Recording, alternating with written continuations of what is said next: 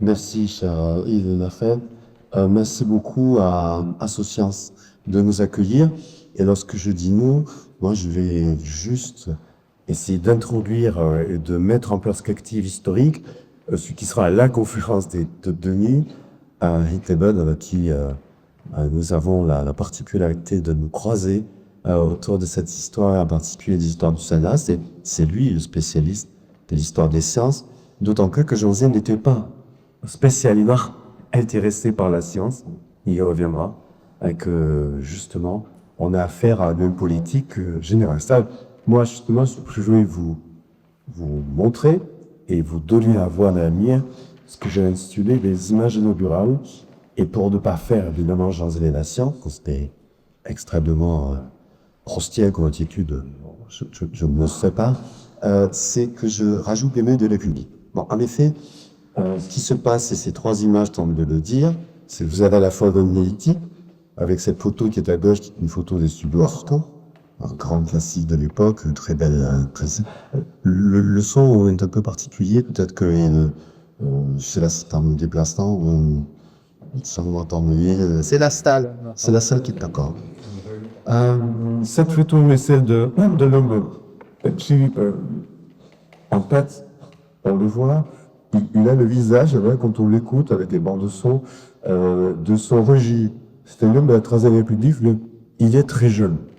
La principale caractéristique, si on doit commencer à parler de ça, de Jean Zay, c'est sa précocité. C'est une précocité absolument remarquable. Il est député à 27 ans, il est ministre à 31 ans, il est emprisonné, il est toujours très jeune, là en 1940, à partir du mois d'août 1940, il est emprisonné par la dictature de Philippe Pétain. Il n'a donc pas encore 35 ans et il est assassiné, il n'a qu'un 40 ans, en 1944. Donc c'est la précocité. L'autre caractéristique, c'est que c'est un gire. Ça, Denis reviendra. On va voir si on peut avoir un son. Peut-être c'est maintenant jusqu'où on l'installe. Je sais pas. Allez, c'est ça. Et à la fin, on dit quoi de ça? Oui, il est rassigné. Il avoue, pour moi, c'est mieux. Donc, précocité, ça n'est pas scientifique. Et pourtant, il va s'occuper des sciences, Il va s'en occuper de façon très réactive, comme on l'a fait pour la culture, comme on l'a fait pour l'école, parce que ce généraliste est un mec politique qui a un projet politique. Et ce projet politique, c'est celui de sa génération. C'est que lorsqu'on dit Jean Zay, il faut bien voir que c'est le gouvernement qui le paume d'abord et qui se prolonge. Donc, pas d'héroïsme, pas de mythification du seul personnage. En revanche, ça m'est amené le temps qui s'amène, c'est en tant que citoyen, à réfléchir à ce que ça signifie une génération politique et à la construction de ce qui va être, au fond, une politique d'État par rapport à l'école, par rapport à la culture, mais aussi par rapport à la recherche scientifique pendant un gros de lycée. Des choses qui sont en train probablement de se léviter et avant de se lamenter parce que nous avons l'optimisme que Jean Zay n'a jamais quitté jusqu'au fond de sa cellule, qu'il n'a jamais pas quitté Jean Zay plutôt. La deuxième image, c'est celle du détenu et vous voyez que elle est réalisée par Jean Cabu, cette fois-ci, date de 2014, lorsque le président de la République de l'époque, c'est-à-dire François Hollande, annonce l'entrée en Panthéon. Deuxième caractéristique, si on quitte Zé dans son temps, c'est Zé dans notre temps. La mémoire de Jean Zay fait que c'est un homme à la fois revenu, il fait partie des rares malgré tout ministres à être entré au Panthéon, bien entendu. Et d'ailleurs, pourquoi Jean Zay coupable à Léon Blum, on peut en parler, c'est autre chose. Mais il n'empêche, il était Panthéon, qu'il est vraiment reconnu, et en même temps, vous savez comme moi, il est méconnu. Et c'est un paradoxe très propre à Jean Zay, que d'être à la fois un homme politique particulièrement reconnu, honoré par une centaine d'établissements scolaires en France, honoré par le super calculateur Denis, peut-être tu en parles pas, c'est-à-dire c'était la plus grosse machine en France, et je vais surtout quand on travaille le texte, c'est compris, je suis professeur en classe préparatoire littéraire, mais qui justement a été honoré parce qu'il est un des fondateurs du CNRS, en 1939. Et son autre caractéristique, c'est que précoce, généraliste, et elle va rajouter quelque chose en plus, c'est quelqu'un qui sait son pour eux. C'est-à-dire qu'en fait, non seulement il est généraliste, mais il ne se prend pas pour le spécialiste de la culture, de l'école, de la science. Et pour la science, ce sera développé, c'est Jean Bérard, Irène Joliot-Curie d'abord, et voilà, qui est la troisième image. Troisième image, on va jouer avec Irène Joliot-Curie à ses côtés. Ce paradoxe très Front populaire, très gauche d'avant 1944, c'est-à-dire que les femmes ne votent pas, mais on note 3 femmes sous-secrétaires d'État dans le gouvernement. C'est la première fois qu'il y a des féministes sous-secrétaires d'État dans le gouvernement. Et ça, toutes les femmes sont dans le ministère de Janson. C'est à la fois Cécile Brocchi, Suzanne Lacor, et puis Irène Joliot-Curie pour la recherche scientifique, pour l'aspect scientifique de la politique. Parce que ce qu'il y a dans cette politique de Jean Zay, c'est que ce n'est pas n'importe quel ministre en termes de projet de lutte. Ici, on est le 27 juillet 1936, dans une petite ville, là, ça s'appelle les Arcs-sur-Argens, pour ceux qui sont provençaux ou qui ont des affinités avec la Provence, connaissent peut-être ce lieu, qui s'appelle les Arcs-sur-Argens. Il y a inauguré un groupe scolaire Jean Jaurès, ça ne vante pas, le Toulouse, pas hésiter, mais débarquer surtout le tritique républicain qui le surplombe. Normalement, il y a Marianne, et de nos jours, il y a le drapeau français et le drapeau européen. Là, vous avez Jean Jaurès, le drapeau tricolore et le drapeau rouge. Il y a peut-être plus là, mais c'est un peu rouge. Et derrière lui, il y a la cordiale de bienvenue de la ville des Arts à Monsieur le ministre, c'est ce que j'ai vu à côté, du Front populaire. Drôle d'appellation pour nous, typique de ce qu'est l'enthousiasme de 1936, et ne jamais oublier, c'est quelque chose qu'on dit à nos étudiants, ou qu'on se dit que le Front populaire correspond à cette ferme des années 30 qui est une vraie crise d'identité nationale. Mon maître, Edgar Laméry, avait mis ça en sous-titre de sa thèse d'État sur l'opinion publique française sous Vichy, qui démarrait en 1936, pour travailler l'opinion publique, qui avait démarré en 1936 pour comprendre ce qui se passe sous Vichy. Et le sous-titre, c'était la crise d'identité nationale. La crise d'identité nationale, c'est un objet des historiens, c'est un objet des sociologues depuis longtemps. C'est pas plus la fin de groupes politiques situés aux extrêmes de l'échiquier. Eh bien, monsieur le ministre du Front populaire, ça signifie que la politique vis-à-vis de la recherche, vis-à-vis de la science, vis-à-vis de l'école, vis-à-vis de la culture, c'est une politique qui appartient à ce qui, on dirait d'où je fais l'ADN de Jean Zay, mais qui lui vient de loin. C'est-à-dire que Jean Zay, c'est le fils de l'avant-guerre, mais aussi de la République sociale que portent les revendications socialistes. Jean Zay, c'est un radical socialiste qui n'a aucun problème à gauche. Il peut tout à fait faire un discours de ministre sous un drapeau rouge. Et un drapeau tricolore, on l'a dit. C'est tout à fait Front populaire, ça me va bien. C'est un homme de la gauche du Parti radical, et d'une gauche qui est une gauche dans laquelle il fréquente. C'est comme peu son petit frère. Derrière toute sa vie, il le dira ainsi, Jean Zay était mon grand frère, c'est Pierre-Louis Desprance, qu'il rencontre et qu'il connaît dans ce qu'il appelle les jeunesses laïques et républicaines, qui est un groupement qui est dans le centre populaire par les mouvements de jeunesse. D'accord? À partir de la fin des années là. Donc, ce Jazzy Toba ici, en école patriote, la dernière chose que je voulais dire en presse, évidemment plusieurs dernières choses, c'est que il est très intéressant aussi parce que il est porteur et il est le nom générique. J'ai parlé de génération, là je parle des génériques. Il est maintenant générique du passage du République qui se conçoit, ça c'est sous-jeté, comme étant d'abord en lutte politique pour construire une démocratie, libérale politique, à une république, parce que l'école de Jufféry est extrêmement politique. Ce sont des fantasmes de dire que l'école de Jufféry, c'est lire qui raconter. Bien sûr, mais tout le monde souhaite que juste un jour, que ce soit lire qui raconter, il n'y a pas de problème. La revanche, c'est sur laquelle le côté républicain. Il n'y a pas plus politique que l'école de Jufféry. Elle est en lutte contre le véricalisme, et elle l'assume comme telle. Elle est en lutte contre le monarchisme, contre le bonapartisme. Il n'y a pas plus détestable que le pouvoir personnel de ces républicains-là.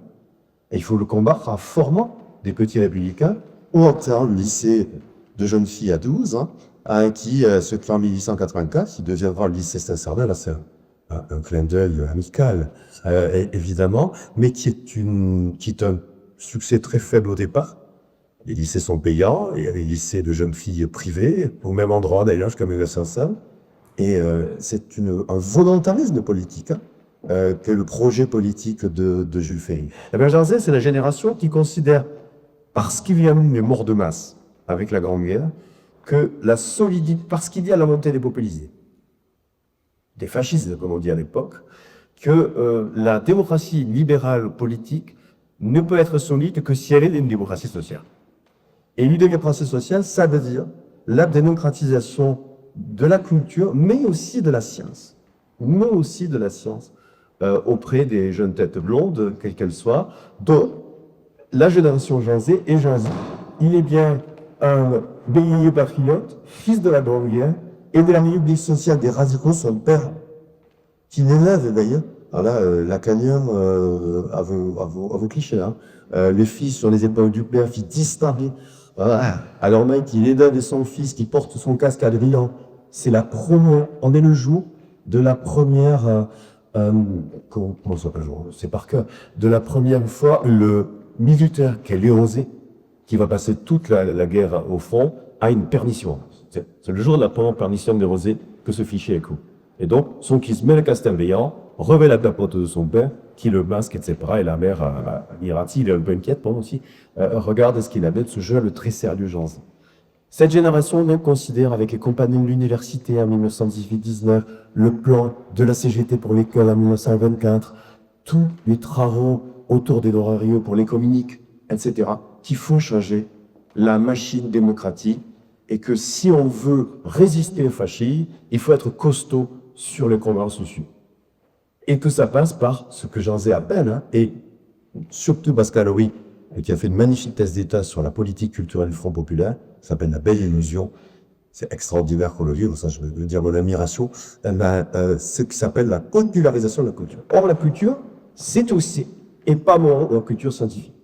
Aussi, et pas moins, la culture scientifique. Mais ça veut dire aussi, et c'est ce qu'on va voir tout à l'heure aussi, le financement de la recherche, avec des doublements de budget, avec la création du CNR, l'Observatoire à Paris, qui va être aussi à ce moment-là installé, etc.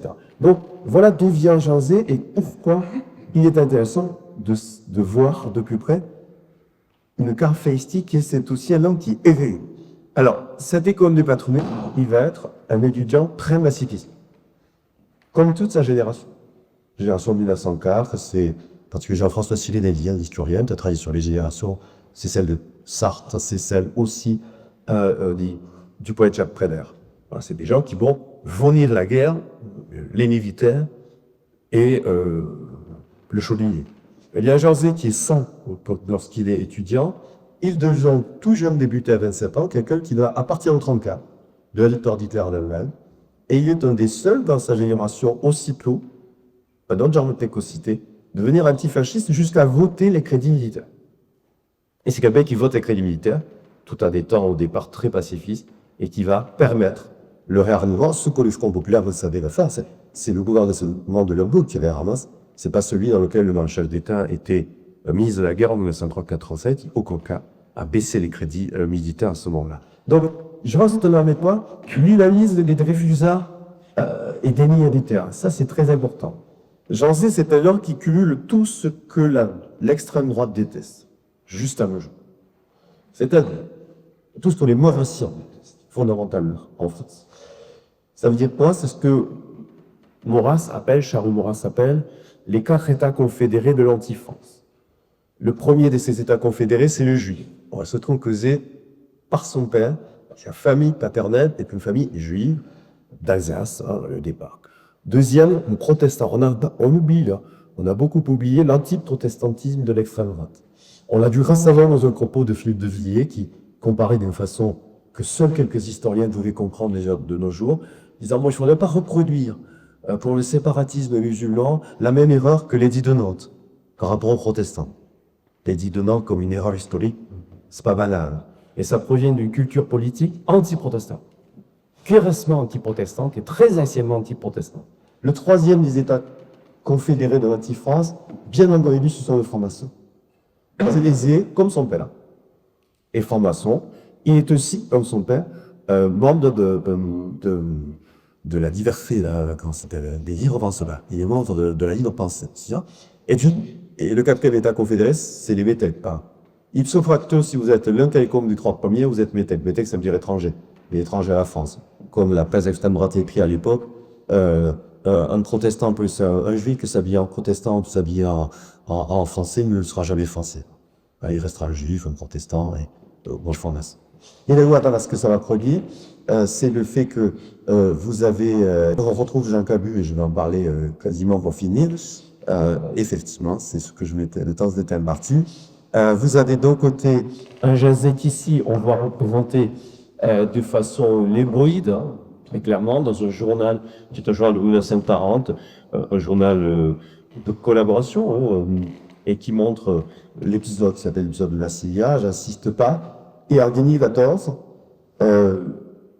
Pierre de Laspence à gauche, Jean-Zé Lumieux, Georges Mondel à droite, qui sont les cibles. Alors, Jean David, il me pardonnera bien sûr, s'est trompé, il va tout s'appeler au Massilia, t'as le Massalia, c'est pas bien grave. En revanche, ce que veut dire Cabu, évidemment, c'est, comme Jean Passot peut le dire aussi, c'est la mémoire l'œuvre de ceux qui ont la mémoire à courte, hein, qui jouent toujours autour de Jazet, mais parce qu'il incarne une république démocratique, laïque et sociale, hein, qui est la nôtre, hein, c'est celle de la Constitution telle qu'elle est refondée en 1946.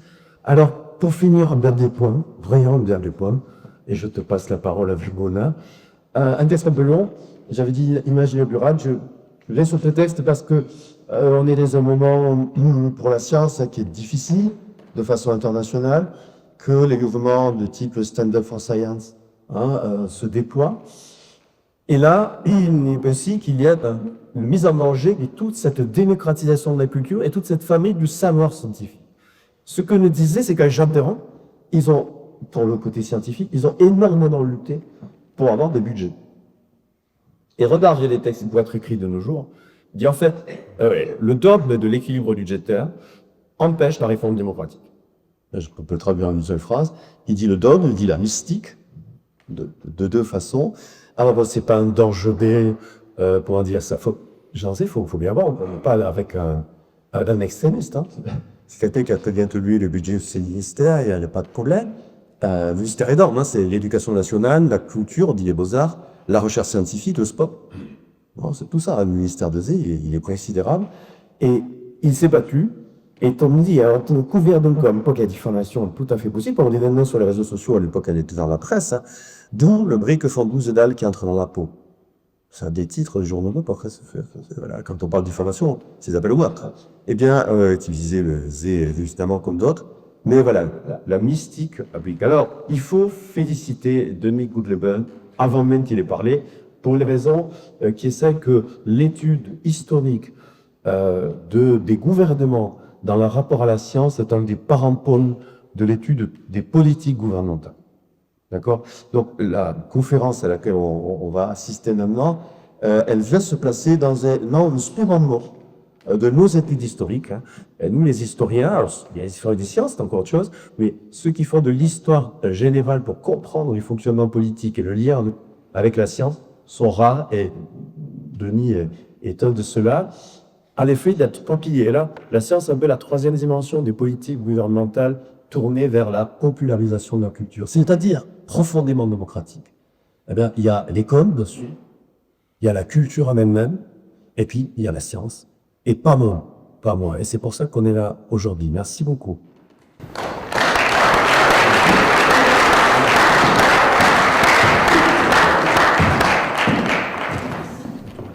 Bonsoir à toutes et à tous. Merci pour votre invitation. Alexis Haïd, en particulier, avec qui j'avais eu le plaisir d'échanger il y a quelques années dans le cadre de ses fonctions à l'Observatoire de l'idée publique. Je suis heureux de retrouver ce soir dans celui de ses activités associatives.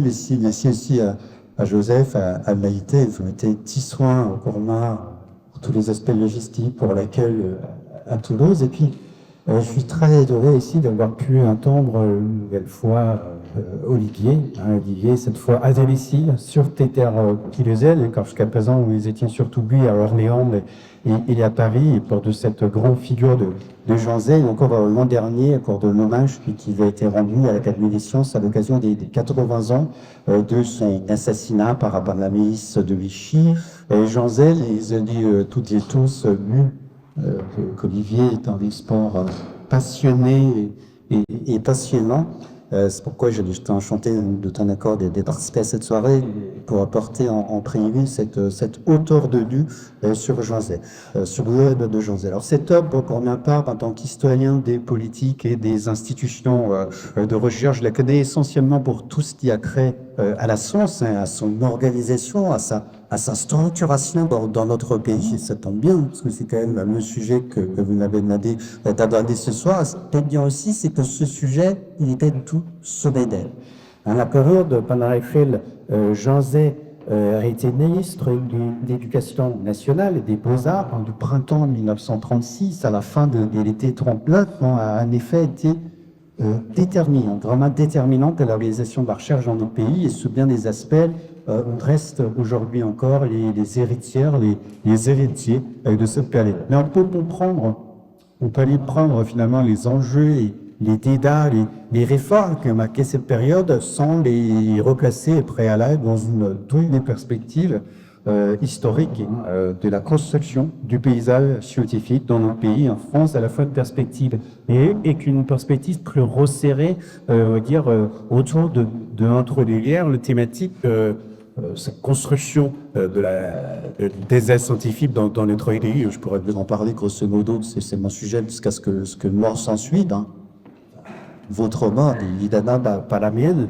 Je vais essayer d'être plus raisonnable et va résumer dans les quelques minutes qui viennent son long parcours avant d'en arriver plus particulièrement à José. Alors, en perspective longue, nous invite à monter quand même extrêmement audacieux, puisque certains des fondements du paysage scientifique qu'a José, nous connaissons aujourd'hui encore, ont été posés vraiment dès le XIIIe siècle, avec la création des premières universités. Celle de Toulouse paraît d'ailleurs comme l'expérience pionnière, une initiative pionnière dès 1229. Hein. Et puis ces fondements ont été complétés ensuite, au XVIe et XVIIe siècle, avec la création d'organismes scientifiques comme le Collège de France, comme le Jardin Rollin, qui viendra par la suite le Muséum national d'histoire naturelle, ou encore bien sûr l'Académie des sciences et ses institutions d'anciens régimes, tout ça peut être construit en parallèle pour des universités, elles ont été chamboulées, mais complétées pendant la Révolution et sous l'Empire, avec la mise en place de nouveaux établissements, comme le Conservatoire national des arts et métiers, l'École normale supérieure, première rédaction à l'État, l'École polytechnique aussi, qui a vu le jour à ce moment-là, des institutions qui vont se développer de an mal an dans la première moitié du 19e siècle. Et lorsque se met en place dans les années 1870, la Troisième République, celle dont Jean Zay deviendra plus tard l'un des grands ministres, des ministres les plus marquants. Dans la Troisième République, Éric compte un dispositif de recherche d'enseignement supérieur déjà quand même très étoffé. Se sont affirmées certaines des caractéristiques qui restent encore en vigueur aujourd'hui dans les paysages scientifiques, à commencer par la distinction entre deux côtés des établissements qui ont plutôt le regret des connaissances, comme mission première, en gros, les organismes de recherche, comme ceux qu'on connaît encore aujourd'hui, et puis des établissements qui doivent plutôt et avant tout assurer la diffusion de ces connaissances, pour aller vite, les universités, les grandes écoles, même si cette distinction, évidemment, elle n'a jamais été aussi tranchée. Les organismes de recherche ont souvent été impliqués dans la diffusion de ces connaissances, et les universités des écoles, et d'autant plus au XXe siècle, avaient beaucoup contribué à l'avancée des connaissances, à la découverte de connaissances nouvelles. Mais dans les années 1870, la Troisième République a aussi été dans un dispositif en difficulté, dans lequel point d'investissement avait été réalisé, notamment sous le Second Empire, au point que ce remis avait été vu comme des causes principales de l'ordre des fêtes, face à la grosse de Guillaume Ier, de Bismarck, à Sedan, et la chute du Second Empire, la chute de Napoléon Bonaparte, dès 1871, par exemple. Dans un livre intitulé « Quelques réflexions sur la science en France », Pasteur l'a noté, parmi bien d'autres savants qui sont arrivés à la même observation. Le cite Pasteur: « Les malheurs de notre patrie sont liés d'une manière douloureuse à la faiblesse de notre organisation scientifique. » Une faiblesse que la République va tenter de corriger en faisant, comme vous le savez sans doute, comme Olivier a d'ailleurs signalé, de la science, de l'enseignement, ses principaux piliers, ses fondements, et puis en multipliant les réformes, les investissements, jusqu'à la veille de la Première Guerre mondiale. Ici, tu as parlé de Jean Jaurès, le rôle de Jaurès ici dans la université a été assez capital, donc juste à la Première Guerre mondiale, mais sans parvenir tout rapport à établir une vraie coordination nationale de toutes ces institutions tournées en France vers la recherche et vers l'enseignement supérieur. J'ai pas concret la première fois de mes carrières que je résume près de 800 ans d'histoire en 3 minutes. Si je suis allé trop vite, on va évidemment y revenir pendant nos échanges. On va passer à la perspective plus bien resserrée, celle dans laquelle va finalement s'inscrire Ginzel, c'est-à-dire l'entreprise de guerre entre 1919 et 1939, en commençant à regarder la situation de la recherche en France au lendemain de la Première Guerre mondiale. Et bien dans ce pays qui est sorti certes victorieux, mais littéralement saigné à blanc, et bien cette situation elle est calamiteuse. Comme si tous les efforts qui avaient été réalisés pendant près d'un demi-siècle avaient été réduits à néant, enterrés sous la boue des tranchées. Calamiteuse de situation, elle est d'abord du point de vue humain. Elle est du point de vue des hommes qui formaient alors, pardonnez mais c'est une réalité historique, des hommes qui formaient alors les sociétés de la communauté et qui rébellirent très bonne tribu à la guerre. Alors, on ne sont pas du jour à le rappeler, mais après l'armistice de novembre 1918, dans chaque amphithéâtre, dans chaque laboratoire, dans chaque institut, ce qui fera d'abord, ce sont toutes les places qui restent vides, et puis celles qui sont occupées par les infirmes, souvent brisées par les drogues qui viennent de traverser, traumatisées pour pouvoir ensuite poursuivre une carrière d'un enseignement supérieur à la recherche. On peut citer quelques chiffres en illustration de l'espace de Toulouse, dont on peut regarder les TT des étudiants de la Sorbonne.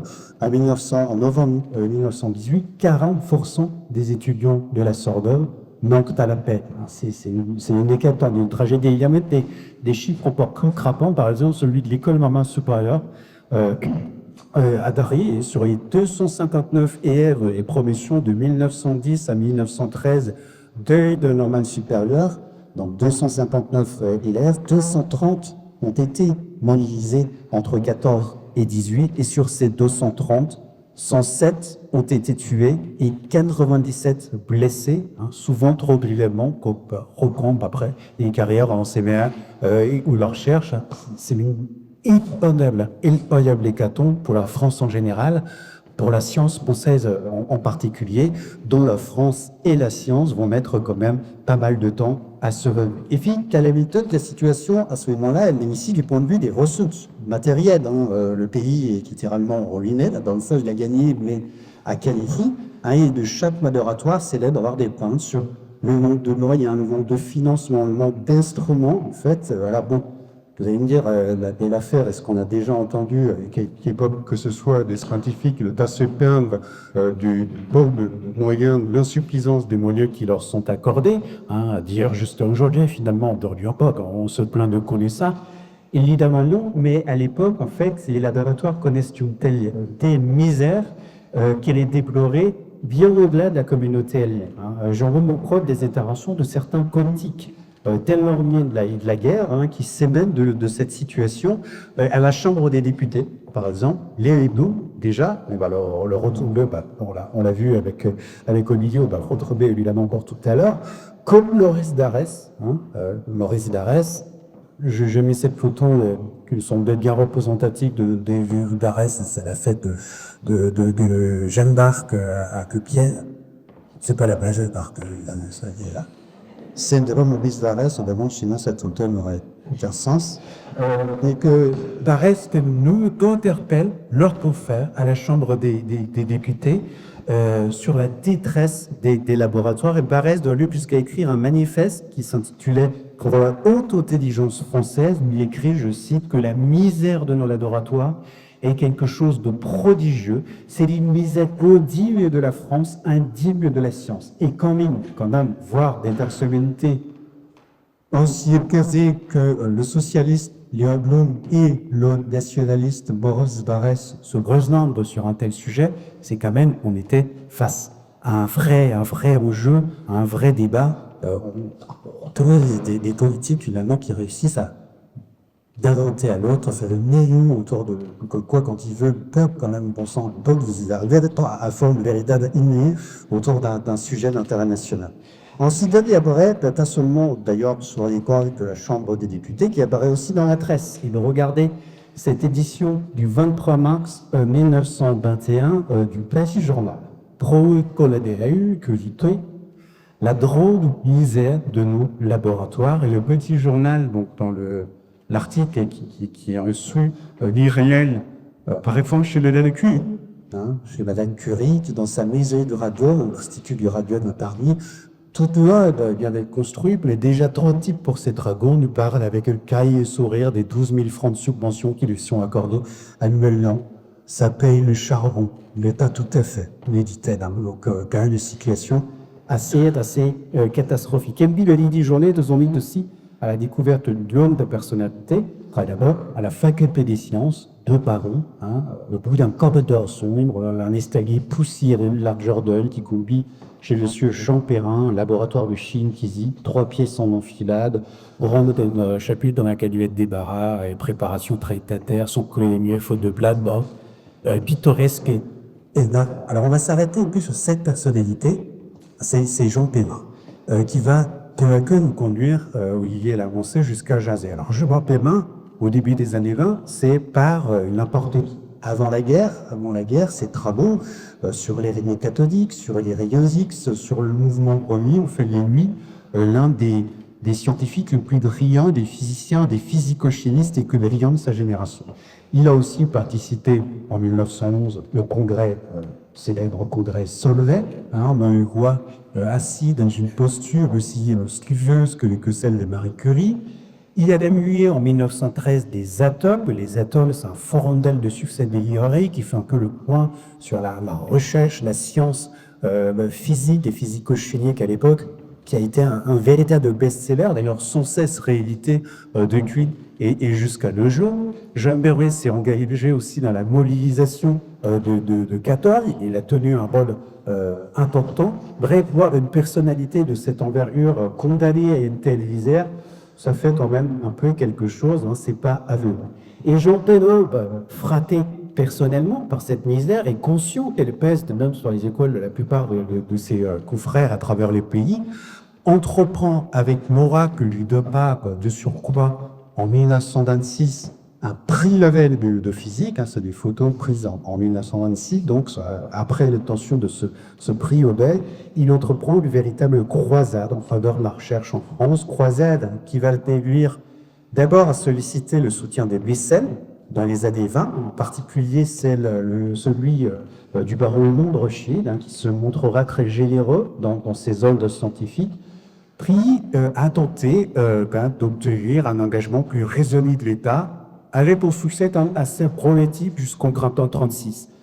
Perrin et les scientifiques qui se rasent de plus en plus nombreux sous sa bannière obtiennent par exemple la création d'une Caisse nationale des sciences en 1930, qui sera rebaptisée par la suite en 1935 Caisse nationale de la recherche scientifique, la CNRS, avant le CNRS, Caisse nationale de la recherche scientifique. Mais en fait, ils étaient très imprévoyants dans le gouvernement à l'époque. Ils avaient accordé la création de cette caisse, mais sans songer vraiment à leur manière de l'abonder. Créer des institutions sans savoir comment le financer. Évidemment, tout cela n'existerait plus aujourd'hui, comme chacun sait. Et non seulement les financements n'étaient pas très importants, mais ils ont été raretés assez vite, détruits par le gouvernement Laval et sa volonté de faire des économies assez drastiques à l'époque. Et par deux mots aussi, ces scientifiques, Jean Perrin et les scientifiques qui se rangent sous sa bannière, instauraient un conseil supérieur de la recherche scientifique en 1933. On très vite voit aussi l'action de cette assemblée de scientifiques qui devaient commencer à réfléchir à une politique nationale de la science à l'époque, en gestation. Cette action a été limitée par les manques de moyens, donc un bilan plus que litigé jusqu'en 1936, une date qui pose en revanche un jamais pour la recherche dans le pays et lui permet enfin après ce très bref préambule du Moyen-Âge jusqu'au temps populaire, arriver au sujet qui nous ressemble, que je vais développer maintenant après ce bref préambule dans les 3 heures qui viennent.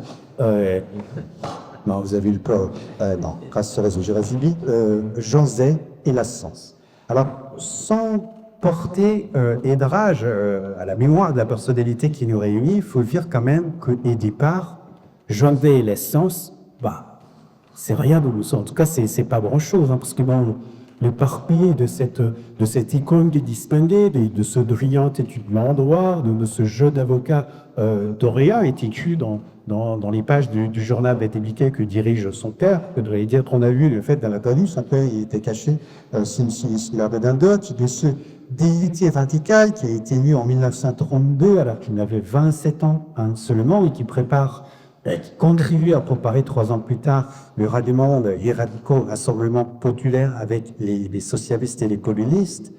Dans ce parcours initial, il n'y a pas d'aussi réellement annonciateur lié avec la science, avec les scientifiques. Pas de signe de lien, pas de signe d'attachement, mais pas de signe de fiance. Évidemment, mais plus jusqu'au lever des années 30. Ce nom scientifique, Jean Thérin, le frémage peu, nous connaît peu, il en parle peu, quasiment pas, ça se divisait entre nous dans la conférence, ou quasiment pas.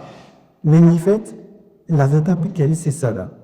En tout cas, les évêques, à l'époque, et Jazet qui a déjà commencé d'une certaine manière à décarner cette république avec ce premier cheminement élèves, étudiants, journalistique et politique, les est descendu tout naturel là, plus.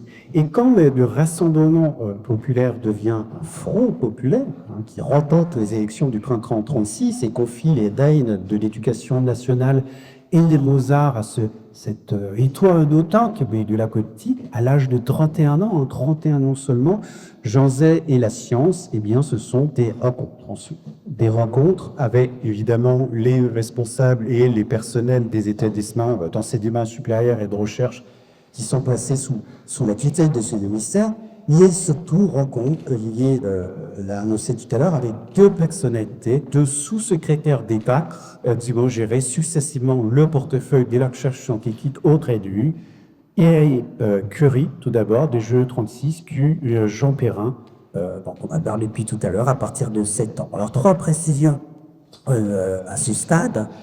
D'abord, avec le Front populaire, la recherche entre comme la première fois dans l'histoire de la France au sein de l'État Nouvelle-Là, avec un portefeuille qui lui est expressément dédié. C'est pas encore un ministère, un sous-secrétariat d'État, mais qui est en fait de précurseur de tout ce qu'on a connu par la suite, d'aller jusqu'à nos jours à la matière de ministre d'État, de ministres d'ailleurs ou pas des ministères, en tout cas des ministères normaux, de ministères délégués, de secrétaires d'État à la recherche.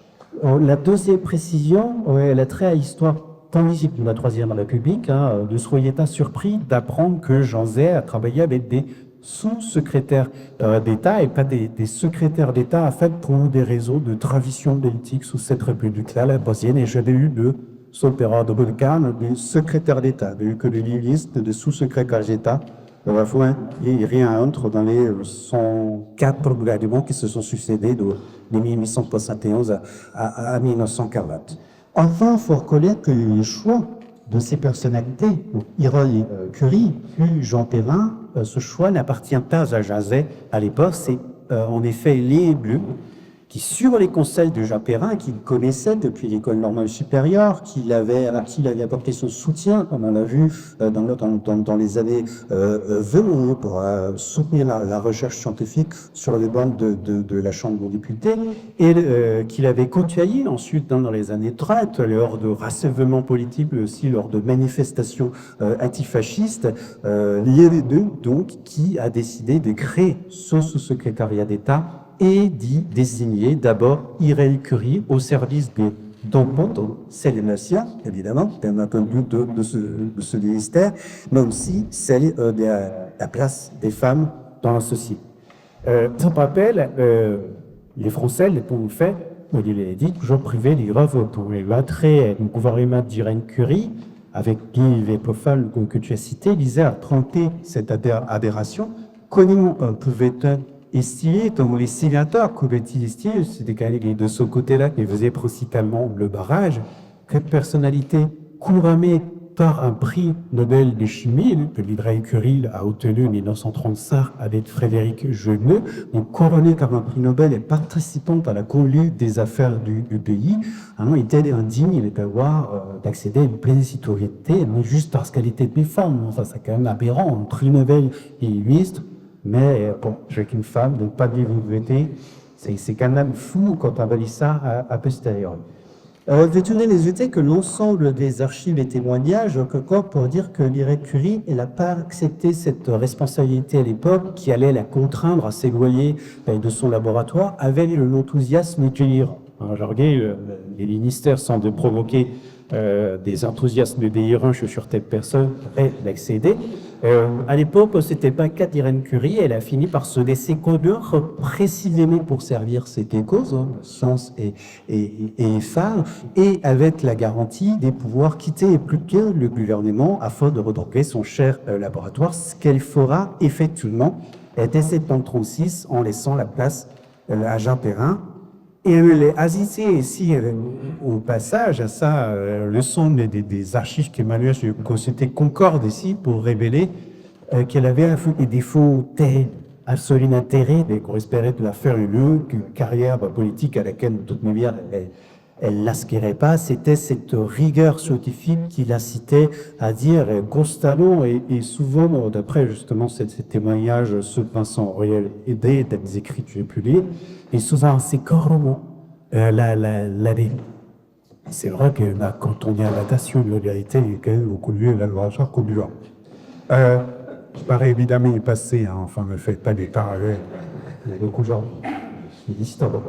Nous, on tient des témoignages d'un lieu en particulier, quand même, dans lequel il faut se tourner, qui va nous être détaillé dans la suite de cet exposé. C'est bien sûr le mémoire que Jean Zay a rédigé dans sa geôle à Vichy, Vichy à la République active, qui ont été publiés ensuite sous le titre Soulier et Solitude. Donc je peux que vous recommander très très chaudement la lecture. D'ailleurs, elles sont reconduites quand on dans ton état de républicain. D'ailleurs, c'est un pénible pour les collègues des passages. Pourtant, je calque un petit pourcentage. Je me demande non plus avec Asie. Je peux comme vous redonner chaudement la lecture, les éclairages que ces mémoires apportent sur cette période, sur l'auteur, mais évidemment la clairvoyance de son regard, de ses analyses par de Jazz, et pas du Olivier là, et d'aller que sur son mémoire, non autant que sur la période en général qui nous intéresse. Il intro sur la question de l'organisation de la recherche à laquelle Jean Zay a consacré des cases vraiment très utiles et très visuels. Alors, au sujet d'Irène Curie et de sa brève expérience gouvernementale, Jean Zay écrit, on refirme un peu ce que Watts, c'est un petit peu en déviant entre les deux, par le caractère même d'Irène Curie, décrit. On dit la vie dépaysée dans les bureaux ministériels. Et il languissait littéralement. Son oratoire seul l'attirait. Dans un dossier administratif, on la sentait absente. Sonde, écrit là. Ouais. Je t'affaire en sauvage dans la salle de ce soir pour savoir combien d'en convenons au dossier administratif. J'ai trouvé par une expression actuelle que le courant n'est cassé entre les deux personnalités que vous avez à l'écran. C'est une sorte de rendez-vous manqué, c'est dommage, mais un rendez-vous manqué de l'histoire. Mais il y en va complètement autrement avec Jordan, qui lui succède en septembre. Je pense pas que Perreux ait été plus enthousiaste face au dossier administratif qu'Irène Curie. Mais PDS avait même d'ailleurs pensé le contraire, mais entre Jean Zay et lui, deux personnalités que tout oppose. Tout oppose, a priori, la formation, le parcours, jusqu'à là, d'être fait, quand cette photo est crue, en fait, l'intérêt, il a le tosma. Là, il s'est ministre politique, c'est à Saint-Sigeon, c'est le coup qui a été pris en 1936.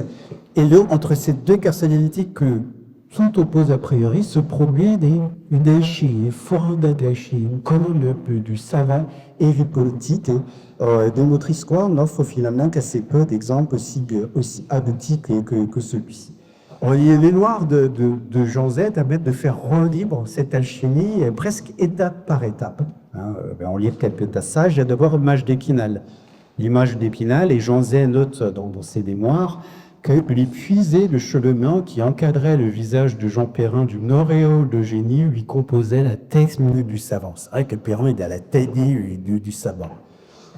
Jadémin, en fait, José d'abord partage aussi en toute franchise, en toute transparence de nos présentations comme assez triviales. Et Jean Doreau, bien malgré lui, va même lui apporter des motifs pour conforter cette image du savant, un peu aussi, un peu encore tourné seul. Il y a juste un temps que je veux bien prendre. En septembre 1936, quand Perreux vient d'accéder au sous-secrétariat d'État, la France apprend le naufrage du navire d'exploration Torroba. Et les obsèques de son célèbre le commandant Charcot et de l'ensemble de son équipage, pour l'été, José qui rapporte, j'étais content de trouver une photo sur Égalité des obsèques nationales qui s'est faite au collab Charcot et à son équipage, et tout José qui raconte de ces obsèques dans ses mémoires.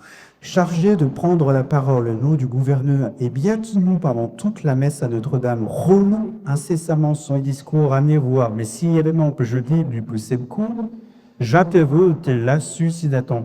Quand il s'éprouva dans un micro, sur le long parcours, en présence du chef de l'État, des corps constitués du fouiller des braves qui entreraient les cercueils, André illustre chareux, s'écria-t-il, idégnel. Donc, voilà.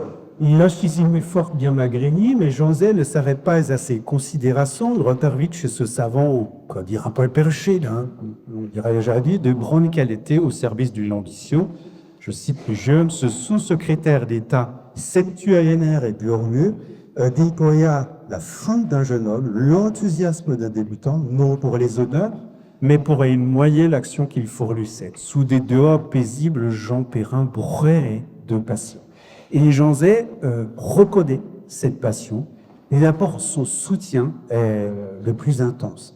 Jean Zay et la science, à partir de ce moment-là, ça devient d'abord une réalisation. Des réalisations nombreuses, trop nombreuses, on peut être toutes détaillées ce soir, mais j'aimerais quand même souligner trois aspects.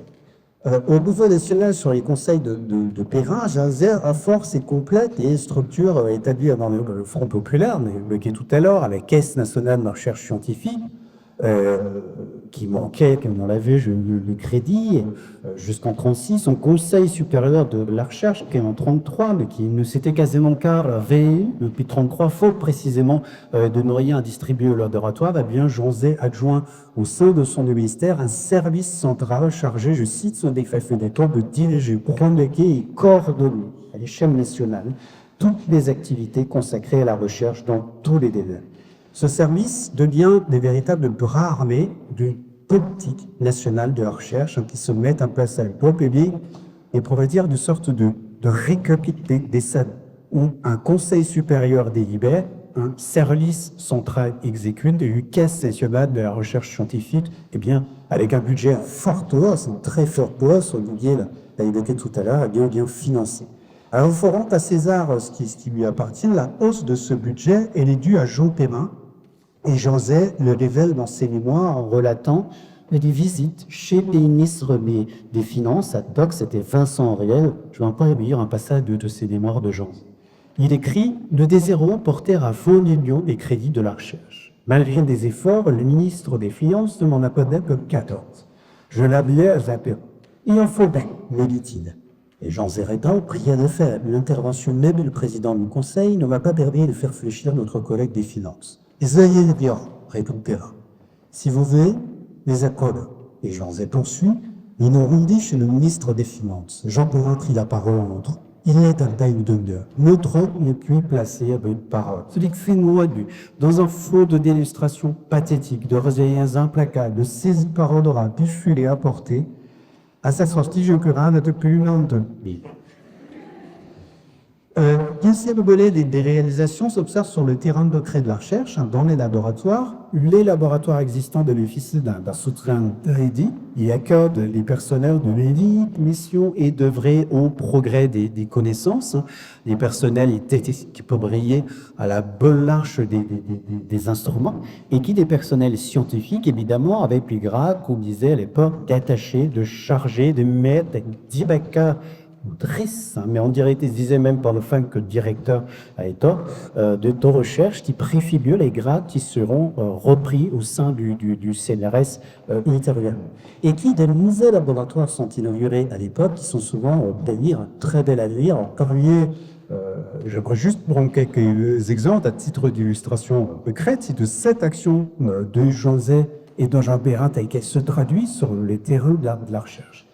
Un décret du 30 octobre 1936, signé par Jean Zay, établi à Paris, il va forcément qu'intéresser depuis ça déjà, qui est service de recherche en astrophysique, qui répond à mes ambitions, c'est sceller dans la pierre le rapprochement de deux disciplines millénaires, l'astronomie et la physique, et qui se sont peu à peu racléchées au XIXe siècle pour donner l'essence à cette discipline nouvelle qui est de l'astrophysique. Un bâtiment est prévu à cet effet, le boulevard Arabet à Paris, à proximité de la place d'Enfer Rochereau. Et les travaux débutent, des travaux débutent dans la foulée, et en attendant leur achèvement, ce service, dirigé par le mathématicien et astronome Henri Minor, il est hébergé tout d'abord au sein de l'Observatoire de Paris, que vous voyez dès lors en arrière-plan, sur cette petite, les plans de Guillaume Arago. Le métro et la place d'Enfer sont là, en face, donc on a ce bâtiment de ce promu sur l'Observatoire de Paris. Ce service deviendra, après la guerre, faute des travaux qui ont été évidemment interrompus pendant l'occupation, faute d'une donne de force, puis faute de moyens, deviendra l'Institut d'astrophysique de Paris, l'IAP, existe toujours aujourd'hui, un laboratoire très élevé, qui a, depuis cette époque-là, connu quand même un rayonnement international extrêmement fort. En 1936 est aussi lancé dans les départements qui portent encore le nom à l'époque de Das Zeit, la construction de l'Observatoire de Haute-Provence. Observatoire de Haute-Provence est conventionnel plus ou moins de la fin des années 30, mais l'ISI devra atteindre la libération pour prendre son rôle, et puis les années 50 pour voir la construction de ce qui illuminera alors sa pièce maîtresse, c'est un télescope équipé d'un miroir de 193 cm de diamètre, depuis, soit dit en passant, au jeune. Je mentionne ces télescopes-là en particulier, parce que Tony de Comès, directement soin de leur étonnant, c'est à partir de là qu'a été découverte en 1995 la toute première d'Exoblanet, qui lui, à l'échelle la guerre de Guy Keller, le prix Nobel de physique en 2019, 40 ans après la création de l'IHP par Franzel et Lateran, ce qui n'est pas passage que la recherche, c'est quand même souvent une œuvre de non, voire de très haleine, bien malin, qui peut prédire et en comment programmer les tombées, est-ce que les projets sont initiés au début. Donc l'origine de cet observatoire suit Jean Perrin et Jean Zay.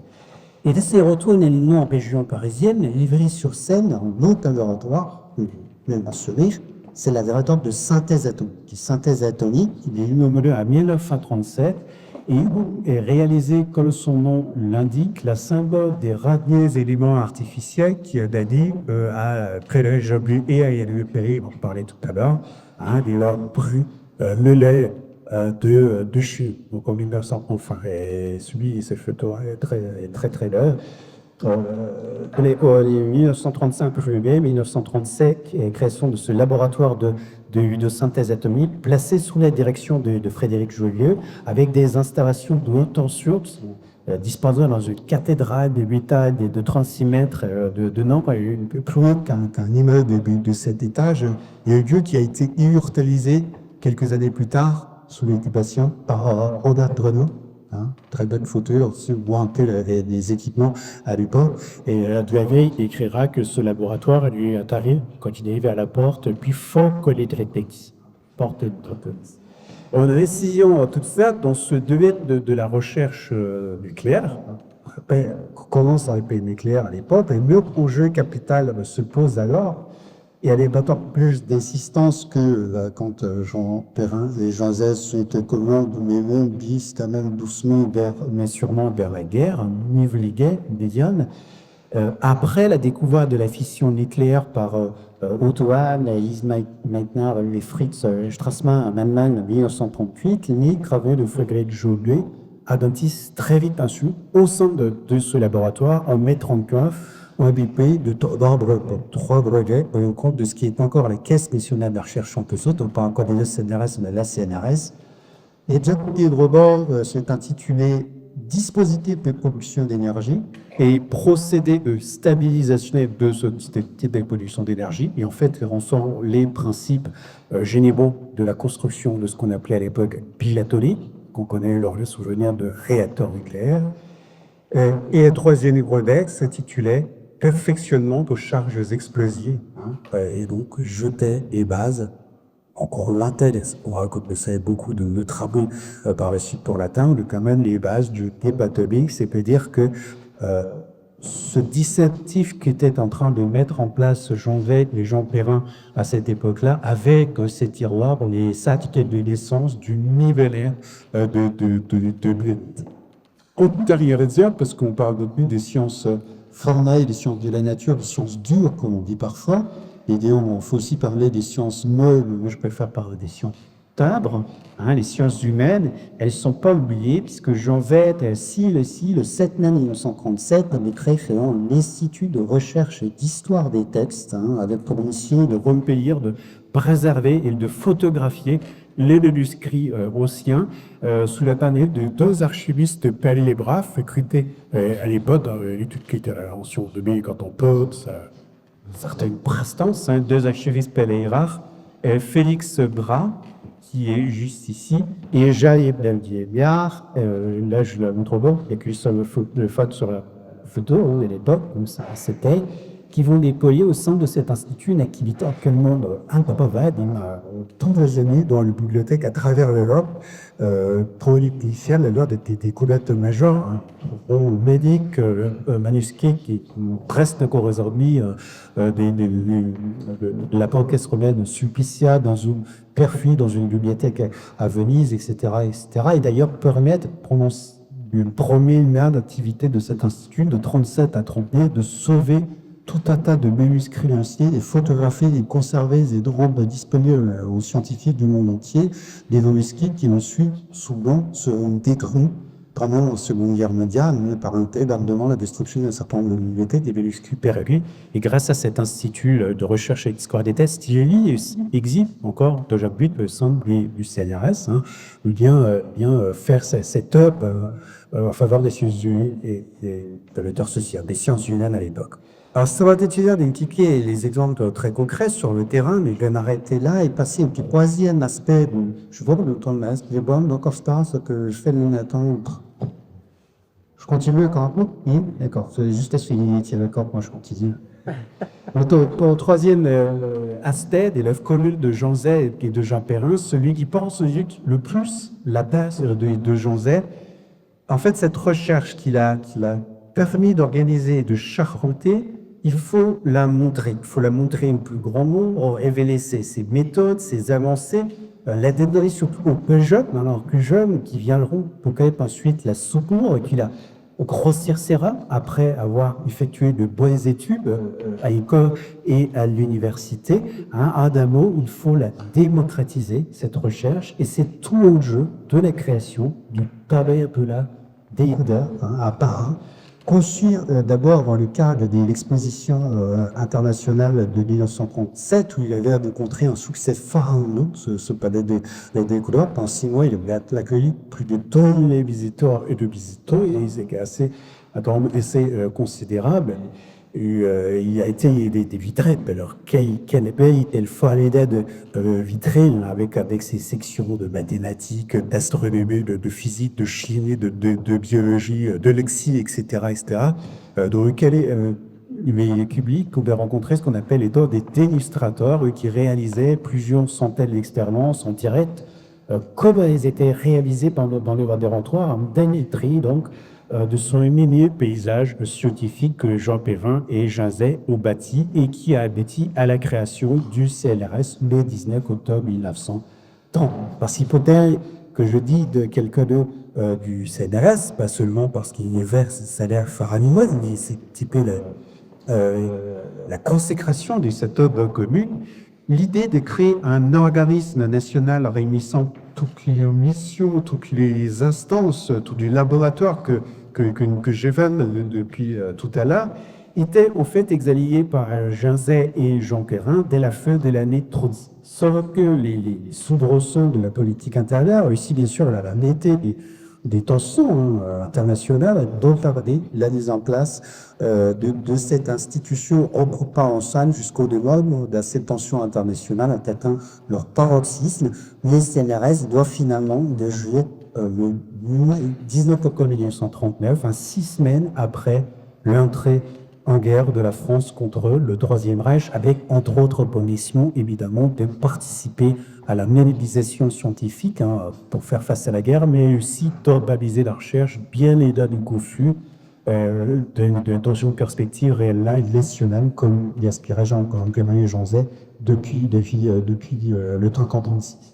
À ce moment-là, 19 octobre 1939, des naissances du CNRS, Jean Zay avait déjà pris la décision de quitter son ministère, qui est la Haute-Bouronnelle, pour excuser des clous, pour revêtir son uniforme de souvenir et rejoindre l'armée française. Déjà, la veille de la déclaration de guerre, je crois qu'il a démissionné de son ministère pour rejoindre l'armée française. Et un peu de stop pour que c'est quand même un moment qu'il allait être rappelé.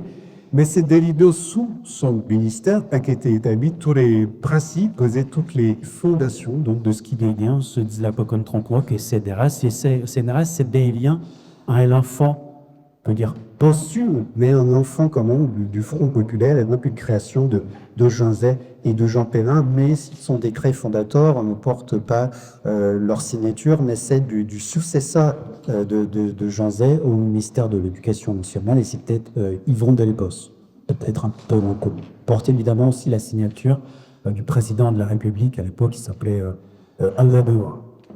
Gilliard avait fait, évidemment, dans cette histoire, c'était à l'époque où le président de la République ne faisait pas d'argent. Aujourd'hui, enfin plus, on regrette aussi. Bon, bah.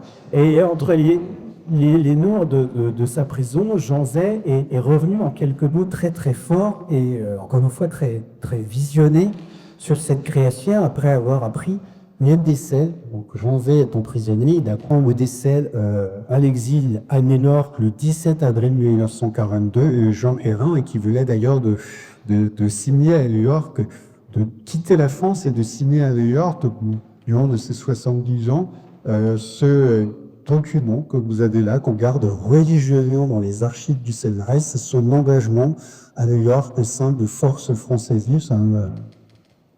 C'est signé après des décisions du général de Gaulle, de refuser, on a accepté l'armistice de juin 40, de former les forces françaises libres, a vu les continuer la lutte avec la Grande Bretagne et ces derniers jusqu'à la victoire finale, avec l'armée arabe, le mouvement français, etc. C'est un document extrêmement puissant qu'on retrouve qu'on a pu récupérer dans les archives du CNRS, lié par 21.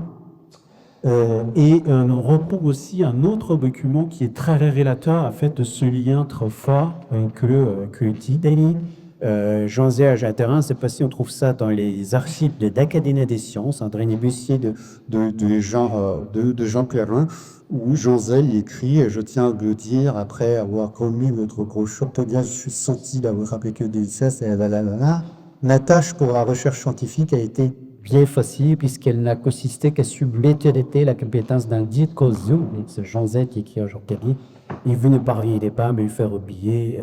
C'est extrêmement représentatif de cette collaboration mutuelle, de cette confiance ici, de ce lien en fait qui relie les dépassionnels et cette conception de la politique, on va y revenir, de Jean Zay. Mais on est capable de juste lire ce qu'il a écrit après avoir appris donc, le décès de Jean Perrin lors du fond de sa prison dans ses mémoires.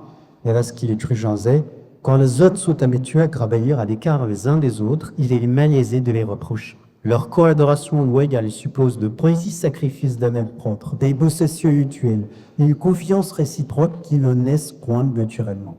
Mais la tâche est désormais en cours, elle est acquise, elle suivra son impulsion, c'est donc la création du CLRS, qui la bravira d'année à année.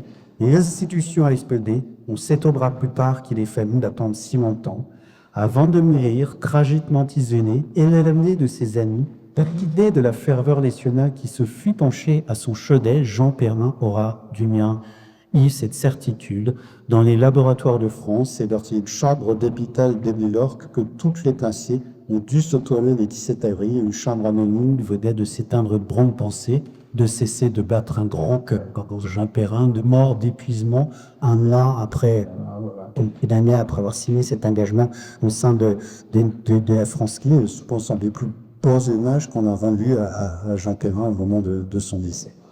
De cette conclusion, l'action de Jean Zay en faveur de la science a été aussi déterminante, c'est défis au regard d'un ensemble des réalisations. On aurait pu mentionner encore beaucoup d'autres, mais c'est aussi parce qu'elles nous offrent une matière, une réflexion plus large sur l'essence même de cette République à laquelle il était tant attaché, en permettant de distinguer l'homme d'État qu'il a été et des hommes, une femme politique qui est parfois laissé une trace, on doit dire, un petit peu le plus fugace dans notre sport jusqu'à aujourd'hui. À la tête de son ministère, Jean Zay n'a pas scellé, imposé des certitudes à une communauté scientifique subjugée par ce génie.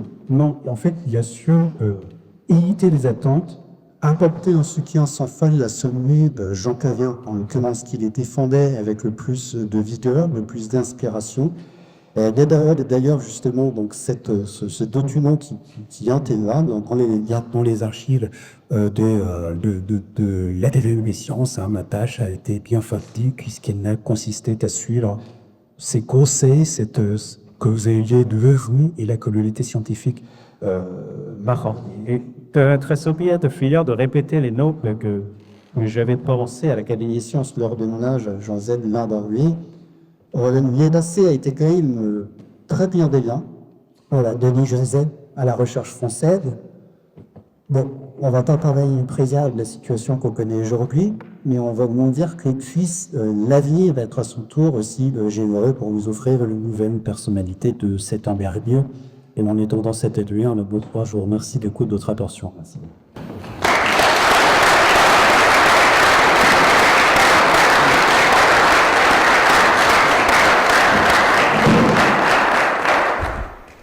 Merci beaucoup Olivier et Denis, c'était passionnant, parenthèse, ça m'a passionné. Je pense qu'il y aura des questions à ça. Merci pour cette conférence et cette introduction qui est passionnante également. Et justement, j'aimerais... j'ai du mal à prendre la question, il y a énormément d'éléments, ce que vous avez perdu. Je ne sais pas, mais quoi, ça a marqué un tourment, parce que finalement, tu es parti de la perspective longue, de constitution des universités, puis constitution de grandes écoles, finalement de la Révolution française après. Et puis finalement, on le sait, dans la trajectoire très longue, on a finalement ces trois pôles, universités, organismes de recherche, grandes écoles, qui vont être plus ou moins soutenus suivant les moments par les différents choix politiques. Et j'aimerais bien, pour revenir un petit peu là-dessus, qu'est-ce qui fait qu'à un moment donné, alors pour par exemple les cités d'Aurès, Borès était, comme vous l'avez dit, extrêmement anti, et là on dit, tout le monde aime dire les ébitaux de Jaurès dans ma dépête d'Illy, on parlait des universités, et il y en a plein, des cités extrêmement profondes, ce qu'elle à l'époque. Finalement, pourquoi est-ce que ça se cristallise au moment de Front populaire sous la forme de la création du CNRS, plutôt que par exemple par un grand développement des universités et la recherche dans les universités? C'était peut-être une bonne chose, c'est pas ça, c'est tout de... Mais pourquoi ça se passe comme ça, en fait, à ce moment-là, selon vous? Alors, selon moi, on aura peut-être des visions différentes. On m'entend là, comme ça, notre est bien aussi, on s'en est pas. De toute façon, alors, pourquoi est-ce qu'on a choisi de structuré au niveau national plutôt autour d'un établissement comme le CNRS et d'autres qui verront le jour, mais c'est quand même le CNRS qui a cette envergure nationale et puis cette implication nationale est très vocale plutôt qu'autour des universités. Déjà parce que les universités, on avait beaucoup essayé de le faire pendant toute la période, alors je ne parle pas avant, mais en tout cas depuis les années 1870, depuis les débuts de la Troisième République, il y a eu des tentatives de créer cette architecture nationale autour d'un dispositif universitaire. Si vous relisez, ça c'est vraiment un truc, en relisant ce projet, j'étais un petit peu tombé de ma chaise. En 1873, Paul Bert avait proposé la création de ce qu'ils appelaient à l'époque des universités nationales, c'est-à-dire c'était, je ne sais plus, 8, 9, 7 peut-être grands pôles universitaires à travers le pays qui devaient apporter cette vision nationale, qui n'ont jamais vu le jour finalement suite à des résistances de chaque ville qui voulait conserver son université plutôt que la regrouper avec d'autres, des résistances des professeurs aussi qui craignaient cette réforme. C'est d'ailleurs très fort quand vous lisez ça. Alors là, je vais peut-être parler avec des mots qui n'évoqueront pas grand-chose à certaines ou certains d'entre vous, mais quand vous relisez le projet de 1873 de Paul Bert, on a l'impression de lire mot pour mot ce qui nous a été proposé en 2013 sous le nom de presse ou de commu, c'est-à-dire communauté d'université. C'est mot pour mot, 150 ans de distance, cette réforme. Donc la tentative a été faite de réformer l'université, mais et Perrin n'était pas du tout opposé à l'université. Il était prof d'université, comme toutes celles et ceux, et surtout ceux d'ailleurs qui étaient rangés sous sa bannière pour réorganiser ce dispositif national. Mais ils étaient quand même arrivés au constat que l'université était très dure à réformer et qu'il fallait compléter ce dispositif des universités qui sont quand même ancrées sur des territoires avec un établissement qui a une coordination nationale. Et ça rejoint tout à fait ce que Zé fait ailleurs pour l'école. C'est-à-dire, pourquoi c'est un moment révolutionnaire? Parce que c'est un moment de coordination qui touche en fait aux structures sans avoir la possibilité politique. Il n'aura jamais une majorité parlementaire en fait. Il n'y a pas de loi Jean Zé. Il n'y a pas de loi Jean Zé. C'est la grande différence avec elle. Voilà. Or, on n'existe pas en France, dans notre pays qui est légicentrin en termes de mémoire et même de fonctionnement. Parce qu'un problème, l'arbitrage ne passera pas par les tribunaux, mais passera par la loi en France. Plus classique, bon, ça remonte à la Révolution, mais je ne vais pas faire ça. Il n'empêche que là, ce qui se passe pour Jean Zé, c'est vrai pour l'école, dont il révolutionne les structures. On passe de structures qui étaient verticales, le lycée, nécessairement bourgeois parce qu'il était payant, et que seuls 3 à 5% de la population scolaire passait par le lycée, mais depuis des toutes petites classes, 12e, 11e, etc. Et on est passé de structures qu'on pourrait dire être des systèmes d'ordre verticaux, avec les 3 écoles normales supérieures qui correspondent à ces ordres-là. Celle des lycées, c'est l'école normale supérieure, on n'a même pas besoin de mettre d'objectif. Donc c'est UMSR. Celle du primaire, l'école normale primaire supérieure, c'est Fontenay-Saint-Cloud. Et puis celle de Cachan, qui sera Cachan, mais qui est celle de technique. Les 3 ordres.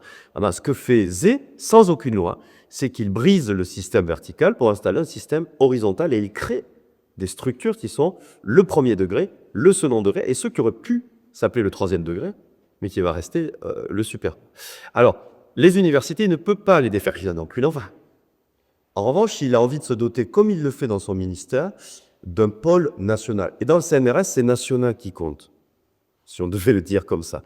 Les universités, c'est pas qu'elles sont locales, c'est qu'elles sont le fruit d'une histoire et d'une structure qui est nécessairement territoriale, tout en formant un corps, mais un corps d'ancien régime, avec des autonomies, avec des libertés, on aurait dit, sous l'ancien régime, qui a longtemps été concurrente et parfois la recherche est plus passée par les sociétés savantes qu'elle n'est passée par les universités aussi. Le 18e, c'est plutôt un siècle de société. L'université revient en 19e.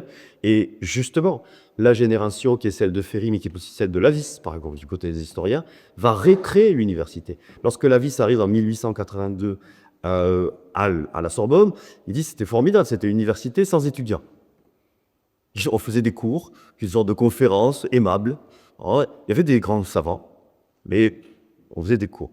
Et donc, tout le but, face à la défaite de l'Allemagne, les universités deviennent des éléments de construction d'un savoir national, malgré tout. Mais qui n'est pas coiffé, qui n'est pas chapeauté par une instance supérieure. Et puis, c'est très front populaire. C'est-à-dire, ce que crée le CNRS, c'est aussi un statut du chercheur, de fait. Et ça, c'est très important. À même époque, dans le monde de la culture, on va créer un statut de ce qui deviendra beaucoup plus tard des intermittents du spectacle.